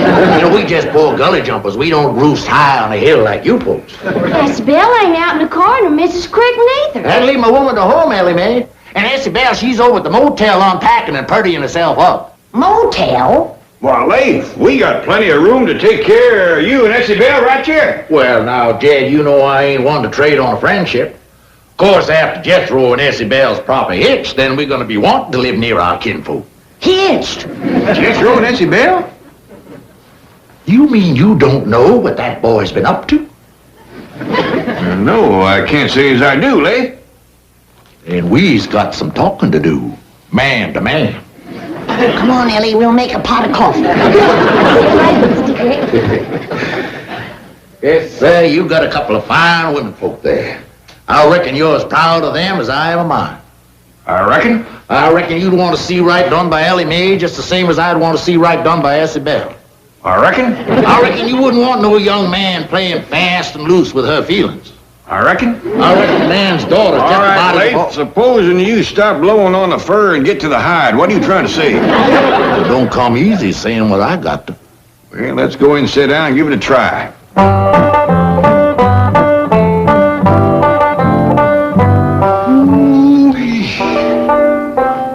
My My, you got yourself a regular palace here. You got... Oh, I better take off my cloth I don't want to get you fancy coffee, old good. Just leave everything on, Leif, and sit down and speak your piece. Oh, my. Sure do beat sitting on the stump now, don't it? I guess you got this here chair stuffed full of money, huh, Jed? Yeah, Leif. Now, about Jethro and Essie Bell. Well, to speak plain out, your Jethro done grabbed a hold to my Essie Bell's heart. I don't recall Jethro mentioning Essie Bell's name since way last summer when she won that beauty contest. That's when it happened. What happened? This happened. Love letters wrote by your Jethro to my Essie Bell. Love letter? Steaming hot love letters. Someday I gotta have a long talk with that boy. Let me see the letters. Jeb, I hadn't better. You having a purty, sweet, innocent young daughter of your own, you might just anger up to the point where you'd hurt that boy. Jethro got out of line, did he? Well, I wouldn't exactly call it getting out of line, providing his intentions is honorable. These letters was wrote way last summer. How come you just getting here? Well, now, I ain't a-wallering in money like you, Jeb. I had to scrimp and save to get to where I could afford to make the trip. Why, I'm a poor man. Only treasure I got's my little Essie Bell. All right, Leif. Not knowing what Jethro wrote, it's hard for me to speak. But I know he'll want to do the right thing, and I'll see that he does. Spoke like a true hillman. Why, I said to Morty before I left, I said, dry your eyes, Morty. Jed Clampett's a man of honor. I says he'll see that Jethro does the right thing by our Essie Bell. And I will, too, Leif. You can count on it. Yes, sir, Jed, you sure got yourself a palace. I expect you got more money than a pig has grunts. We's eating regular. I expect a generous man like you's aiming to settle a heap of that money on Jethro when he gets married. Him being almost like a son to you and all. Don't count your chickens before they're hatched, Leif Crick. I want to hear Jethro's side of this first. Oh, you're a good man, Jed. Fair. Like I says to Essie Bell, I said, dry your eyes, honey. Jed Clampett's a fair man. He's going to do the fair thing. He's going to see you married fair and proper to Jethro. And like I said to you, Leif,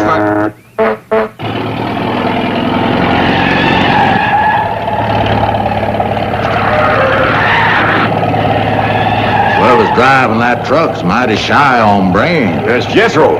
Fine boy.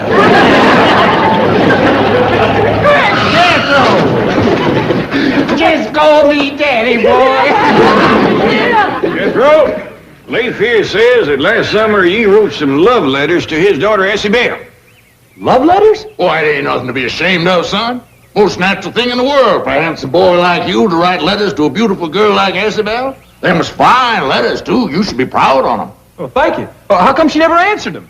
Well, son, right after she won that beauty contest, she must have got hundreds of letters like yours, proposing marriage and things. Well, it took her a while. Now, hold on, Leif.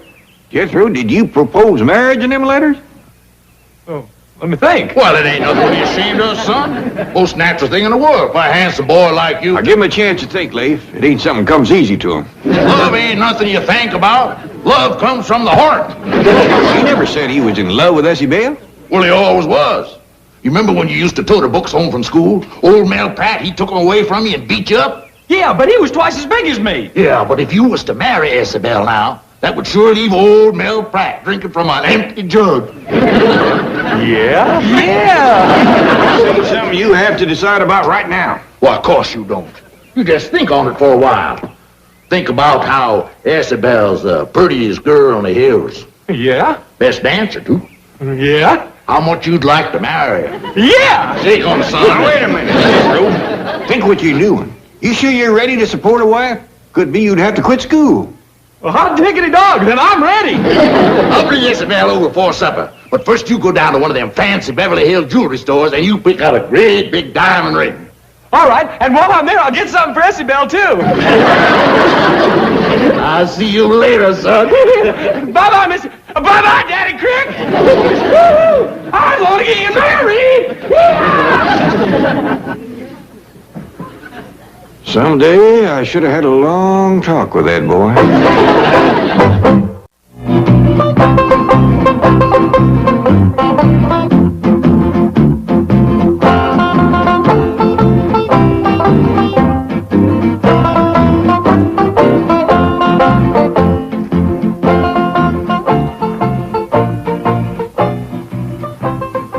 Just a moment, please.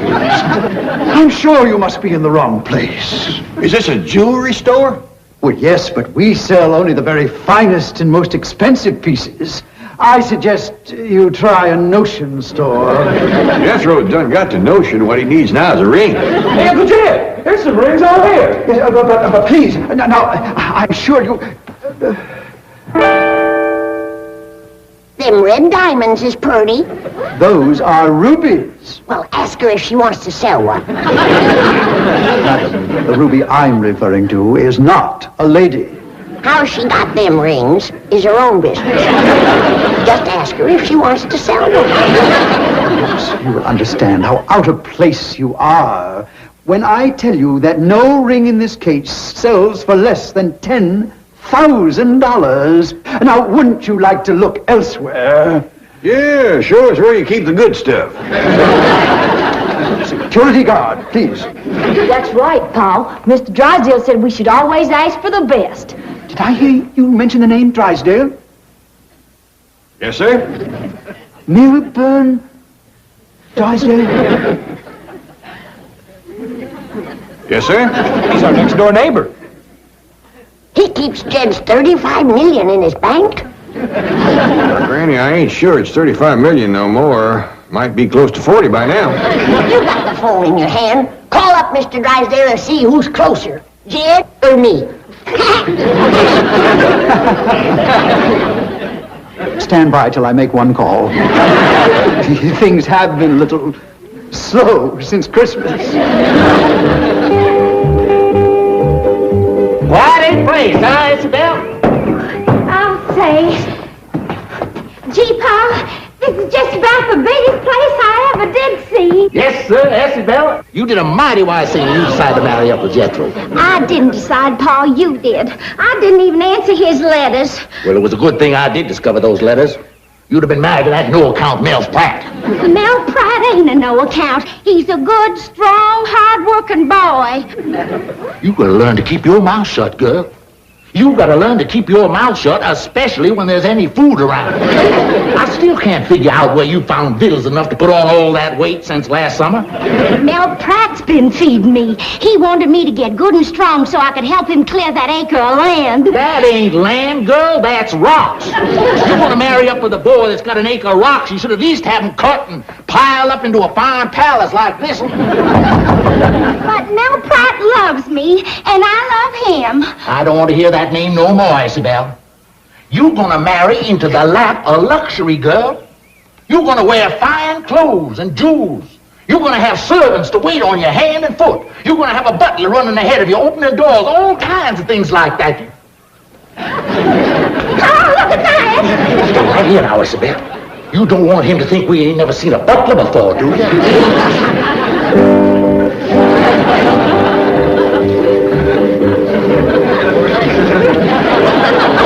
I do hope you'll tell Mr. Drysdale how well we have treated you here. Oh, here we are.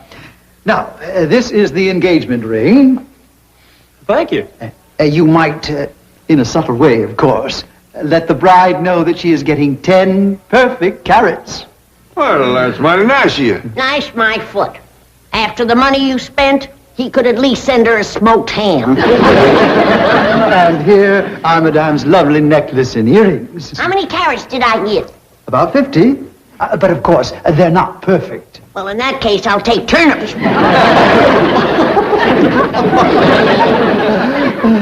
And for Mademoiselle, this beautiful diamond bracelet. Do I get some carrots, too? Oh, yes, indeed. About 30. You sure are generous with your vegetables. So are you, sir. You're going to be sending me a lot of cabbage. I am? Yes. Cabbage is money. Well, your store, but I'll be dogged if I see how you stay in business.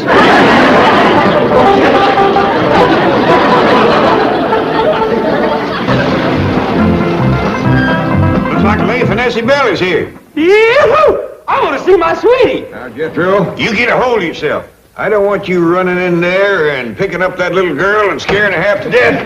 Yes, sir. You put the truck away. I'll wait for you here. We'll all go in together like a proper family order at a time like this. Yes, sir, Uncle Jed.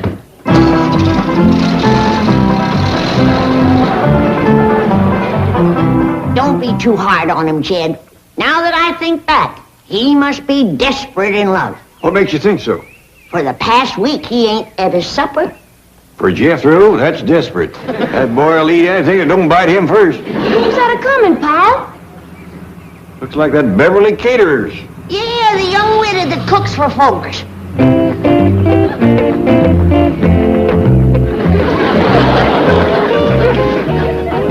Hi, is Jethro ready? Ready for what, ma'am? For our regular date? Howdy, Mary.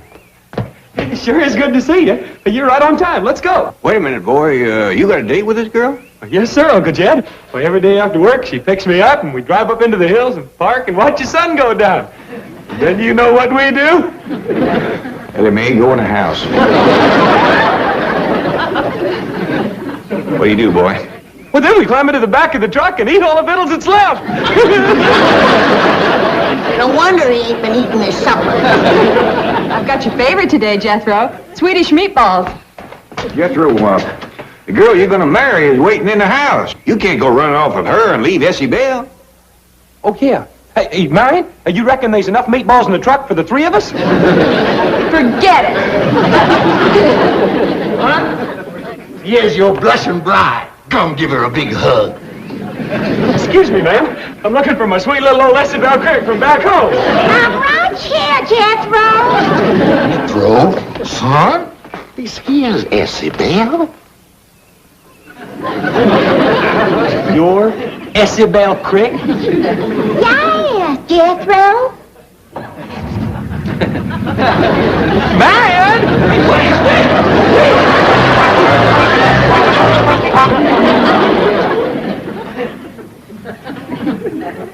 Essie Bell, I just can't stand to watch you suffer.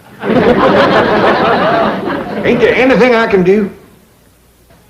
Yeah. Would you get me another pie out of the icebox?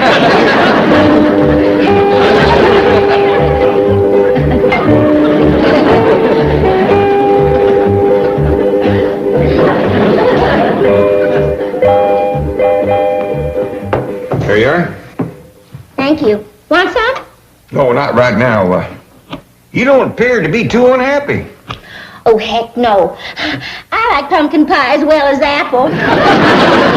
I mean, about Jethro running off. Mr. Clampett, if I told you something, would you promise not to tell Pa that I told? 'Cause he told me not to tell you. And if you tell him I told, well, there just ain't no telling what he might do. Near as I can sort out the tails and the toes, I think I can promise. It ain't Jethro I'm in love with. It's big old Mel Pratt back home. Well, now, tell me more of what your pa told you not to tell.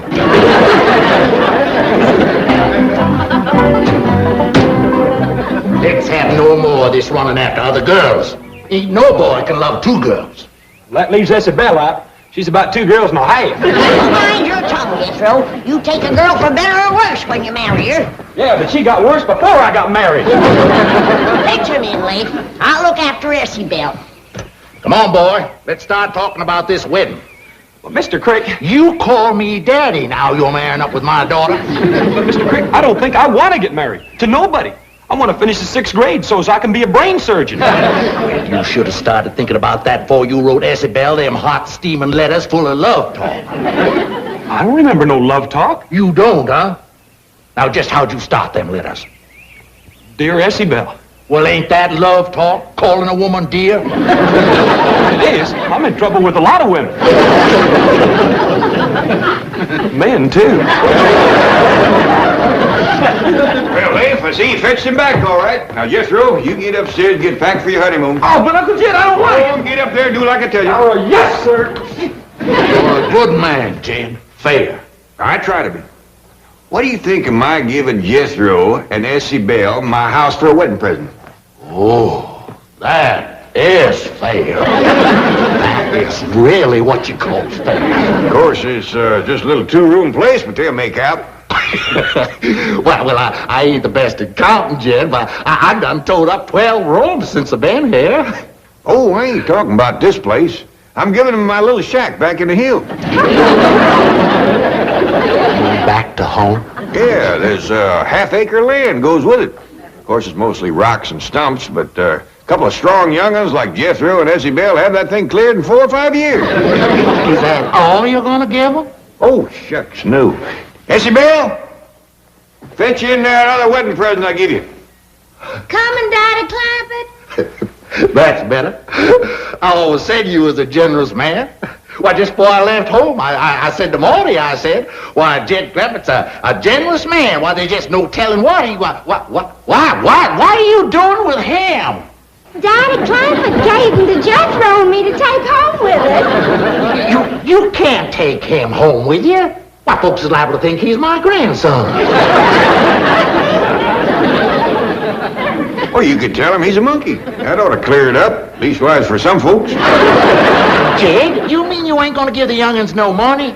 Oh, you bet I am. Here you are, Essie Bell. Here's a brand new penny for you to nail up over your cabin door. Ain't nothing brings you luck like a new penny. Thank you, Daddy Clampett. Look, Pa, ain't it shiny? You get that thing out of here. Why, you'd be better off marrying that Mel Pratt. He's got a whole acre and a nice cabin, and he's got a sow with a litter of pigs. Now, just a minute there, Leif. Essie Bell was promised to Jethro. While we're on that subject, let's have a look at her dowry. I ain't got no dowry, Daddy Clampett. Here, you don't want Jethro marrying no girl without a dowry.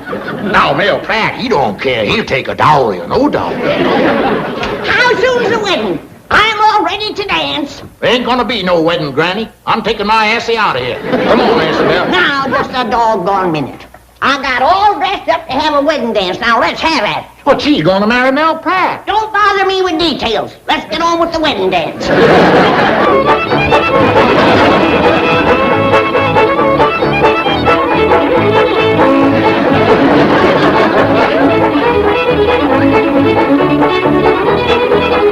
I sure do love my wedding presents from the Clampetts, Pa, don't you? For a fact, I do, daughter.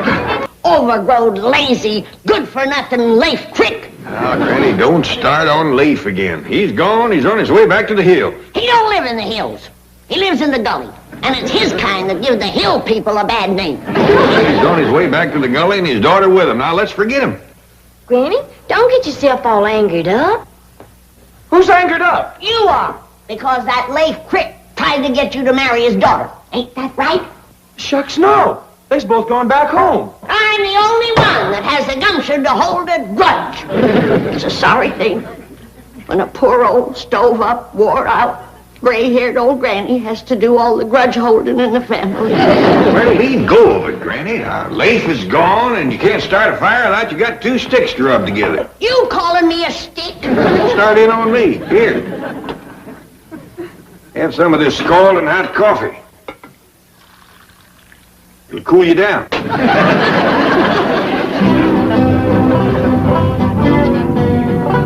Here we are, Mr. Crick. Ma'am, I just don't know how to thank you. A fine, beautiful young city girl like you giving a poor old hound dog like me a ride in your beautiful automobile? Nonsense, Mr. Crick. The moment you told me that you were Mr. Clampett's nearest and dearest friend... Like that, Jed and me. 2 peas in a pod. Always was. I'd be so happy that you're staying over. Missing my own daughter's wedding to do it. But I says to myself, I says, Leif, I says, if you can pleasure Jed and Granny and them young'uns even that itty-bitty bit by staying over here like they begged you to, you just gotta forget your own pleasure. Just like Mr. Clampett, always thinking of others. Like that, Jed and me. 2 birds and a mule's tail. Always was. I wish I could stay and see this joyous reunion between 2 old friends, but I must be getting back to the bank. Yeah. You take good care of old Jed's money, you hear? You keep a tight hold on it now. Don't you worry, it's safe. That's comforting to know. It's comforting to know that Mr. Clampett has friends like you. I hope you can stay for a while. I'm going to try my best. You got my word.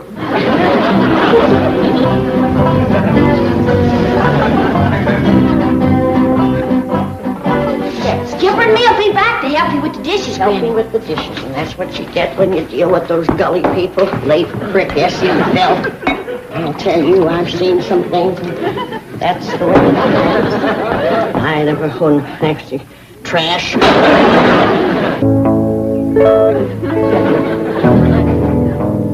What you got there, Skipper? Mr. Crick.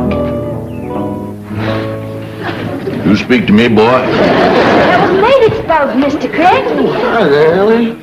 I get to my feet, honey, only I'm so tired from walking all the way up here. Well, I thought you went back home for Isabel's wedding. Oh, Ellie, darling, promise me you never gonna treat your pa the way that girl treated me. What did she do? Went away and left me stranded, without no car, no money, no food, all sick and starving. We got plenty of food, and Granny will doctor you back to health. No, honey. I don't want to burden nobody, but I would like to see your pa's face just one more time before I pass on to my reward. Now, maybe if you was to help me, I could get to my feet and make my way to the table. I mean, to wherever your pa is. Well, he's in the kitchen. Good. I am cooking grits and jowls, Billy boy, Billy boy. I am cooking grits and jowls, charming Billy. And my victuals will be safe now that Ree is rid of Lake. He's a good for nothing, low down, lazy varmint. Hello, dear sweet little old granny. He's back and drunk to boot.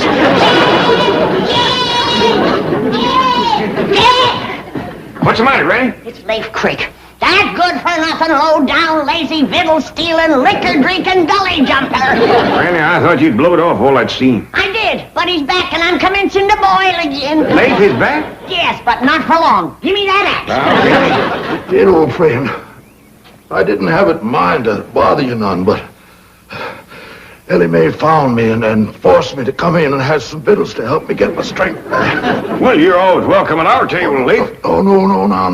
I ain't looking for no handout. Leif Crick ain't one to be asking for charity. No, sirree. Leif Crick wants to work for what he gets. I didn't know there was two Leif Cricks. Well, ain't no call for you to work, Leif, but if it make you feel any better, here's the axe. You can help Jethro yonder cut some wood. I'd be glad to. I'd be proud to do it, but I think first I'll change into my work clothes. I wouldn't want to get my Sunday go-to-meeting suit all mussed up. That ain't a bad hour's work, Jethro. I'll say it ain't. Can we stop for victuals now, Uncle Jed? Quick as Leif gets through eating, Granny's feeding him first. Well, I thought Granny didn't like him. Well, it ain't that. It's just that it's dangerous for other folks to sit at a small table with Leif when he's eating. Does swing his knife and fork around right lively. Like a snare drummer at a Possum Day parade. I'm going, Granny. I'm going, Granny. My poor old crippled knee let me. What crippled your knee? Well, the rheumatiz, Granny. Now, if you was to give me a little bit of your rheumatism. I'm going. Move on. Well, Leif, you ready to go to work, are you? Can't hardly wait to sail into it, Jed. Got my working clothes on now. You notice the only place his working clothes is patched, don't you?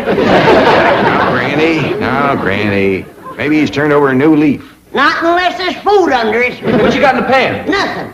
I was using it to dip grits and jowls for Leif. I couldn't keep ahead of him with a spoon.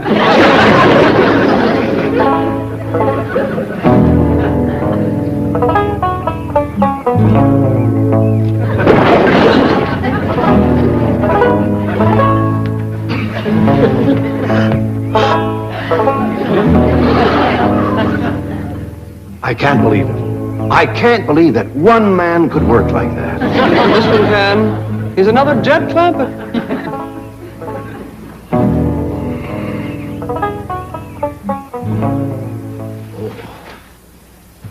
Howdy, Miss Hathaway, ma'am.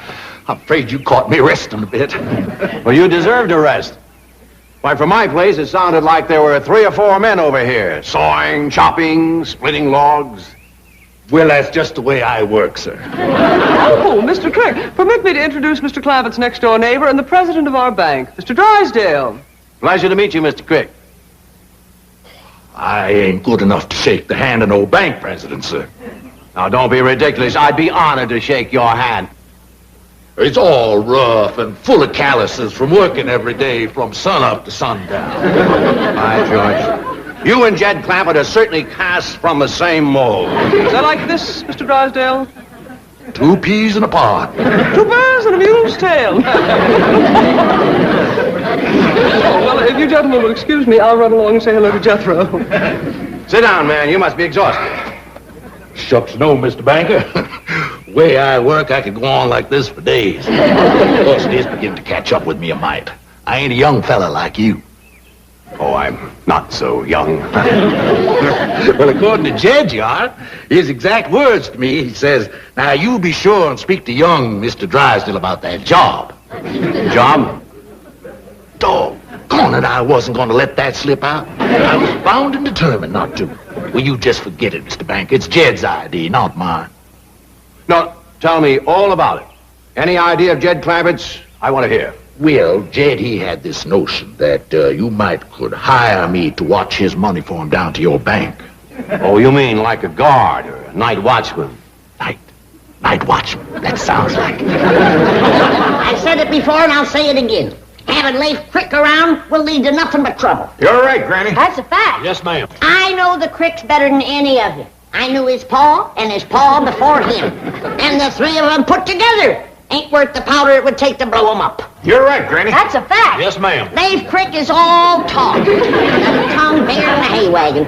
Why, he'd mealy-mouth you out of your eye teeth and sell 'em back to you. You're right, Granny. That's a fact. Yes, ma'am. When it comes to Leif Crick, I know what I'm talking about. And it won't do any good to argue with me. You're right. Let's all quit arguing with Granny so as we can eat. How can I dish the victuals if you don't hold your plates up? You're right. That's a fact. Yes, ma'am. There you are. I've just left your friend Leif Crick. What a hard-working, industrious, wonderful man he is. What did you say? Then it's settled. If Jed Clampett wants you as a night watchman at my bank, a night watchman you are. If you put it that way, I'm afraid I can't take the job. Oh, why not? Well, it makes me feel like I'd treat a possum with Jed's hound. Oh, of course, I see your point. You don't want to feel, what's the word, beholden to Jed, eh? That's right, Mr. Drysdale. I'm a poor man. I'm as rough as a cob and plain as dirt, but I got my pride. You are like Mr. Clampett. Like that, Jed and me. 2 berries on a bush, all as was. All right. I'll say it was my idea to hire you. Now, when do you want to start to work? How about tonight? Can you get some rest? Rest? What's that? Mr. Crick, men like you are few and far between. Thank you, boss. I tell you, Granny, the man is a veritable one-man sawmill. Cutting, chopping, splitting logs. You see, Granny, old Leif has changed. Well, if he has, I'm going to jump in that pond with all of my clothes on. In a bank, at night, with a gun and $40 million. Yahoo! Yahoo! See, Granny? I told you so. Yahoo! I dog you, Granny, she was right. Granny.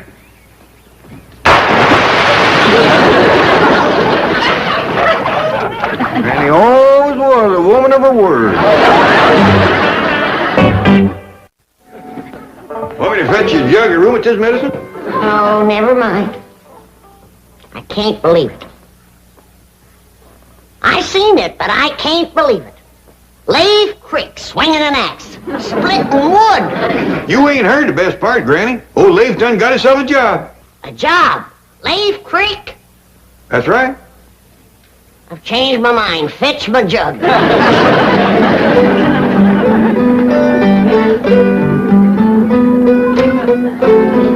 Yes, sir. Old Leif's going to work down to Mr. Drysdale's bank.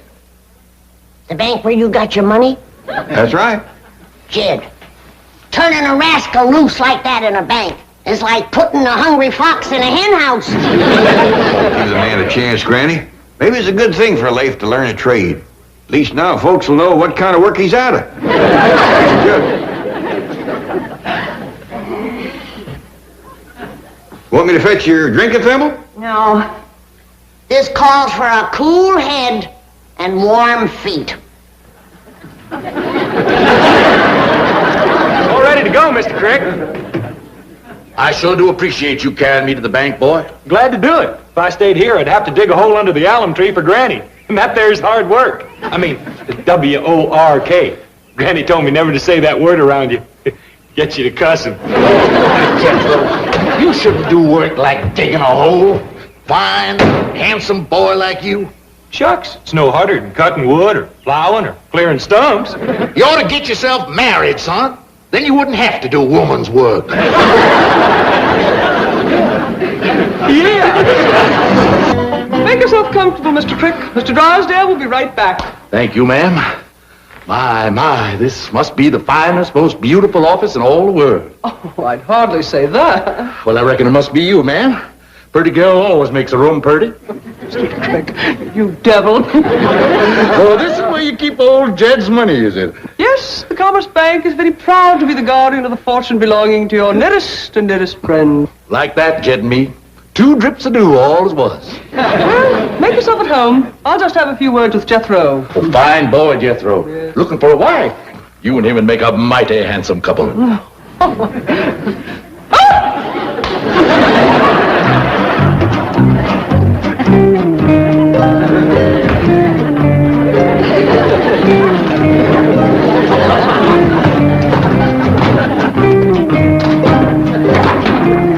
Well, blue blazes, do they keep Jed's money?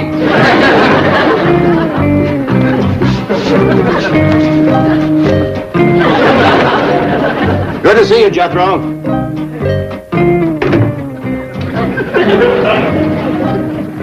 Mr. Crick, what are you doing? Giving thanks, Mr. Drysdale, sir. Just giving thanks for a fine, generous, upstanding young man like yourself letting a poor old razorback like me work in his fine bank looking after the money of his nearest and dearest friend. Wait, Crick. You're a good man. Jed Clampett is wealthy in more ways than one. He is? Yes. A friend like you is worth more than $1 million. Oh, I do hope to be, sir. I do hope to be. Where is that no-account, overgrown, big, lazy... Granny, I told you Leif has got a job. I'm talking about Jethro. He promised to commence to dig me a root cellar. Well, Jethro is taking Leif to work. I'm going to start the root cellar for you. One bad apple will spoil the barrel. You mark my words. That Leif is going to turn those young'uns into a no-account like himself. Granny, Skipper and me's ready to help dig your root cellar. Ain't we, Skipper? Come on, Skip, let's go. Don't look like them two are spoiled, man. Give him time. Leif ain't going to be around to do much spoiling. I bet you Mr. Drysdale's got him working to beat the band right now.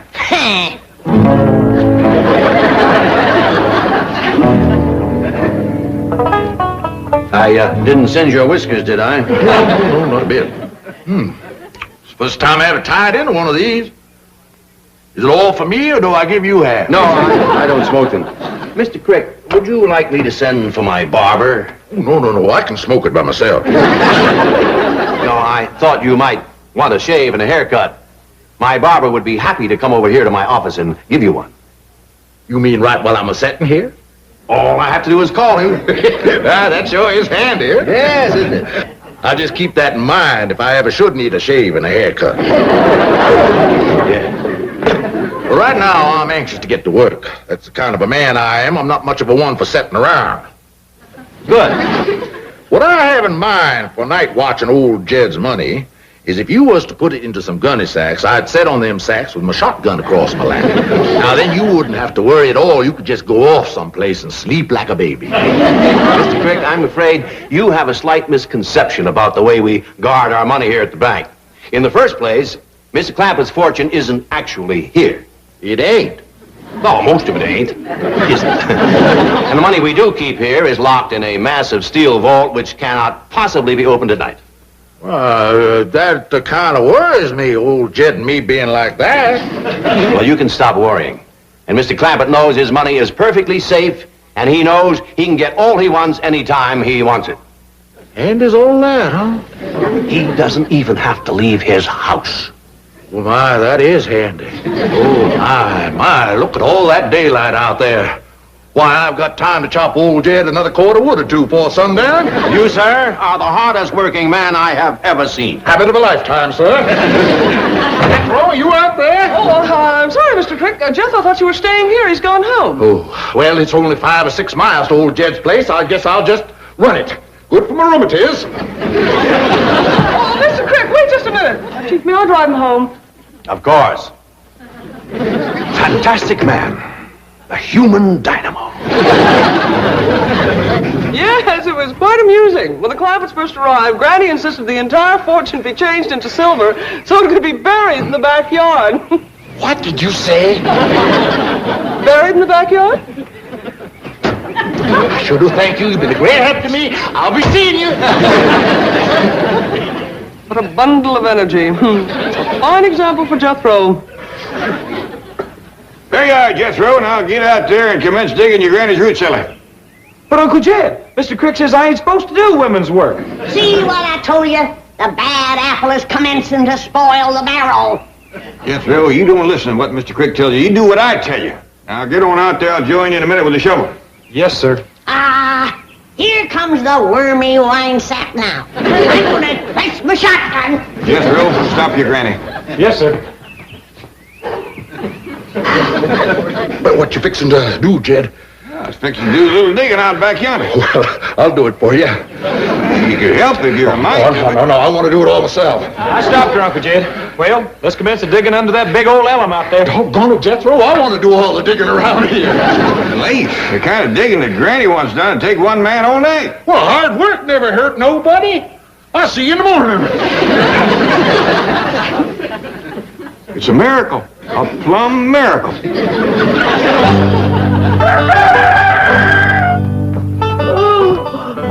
I said it last night and I'll say it again this morning. If that Leif Crick has dug me a root cellar, I'll jump back into the cement pond with an anvil in my arms. I wouldn't say too much, Granny. Leif's been right full of surprises lately. He's nothing but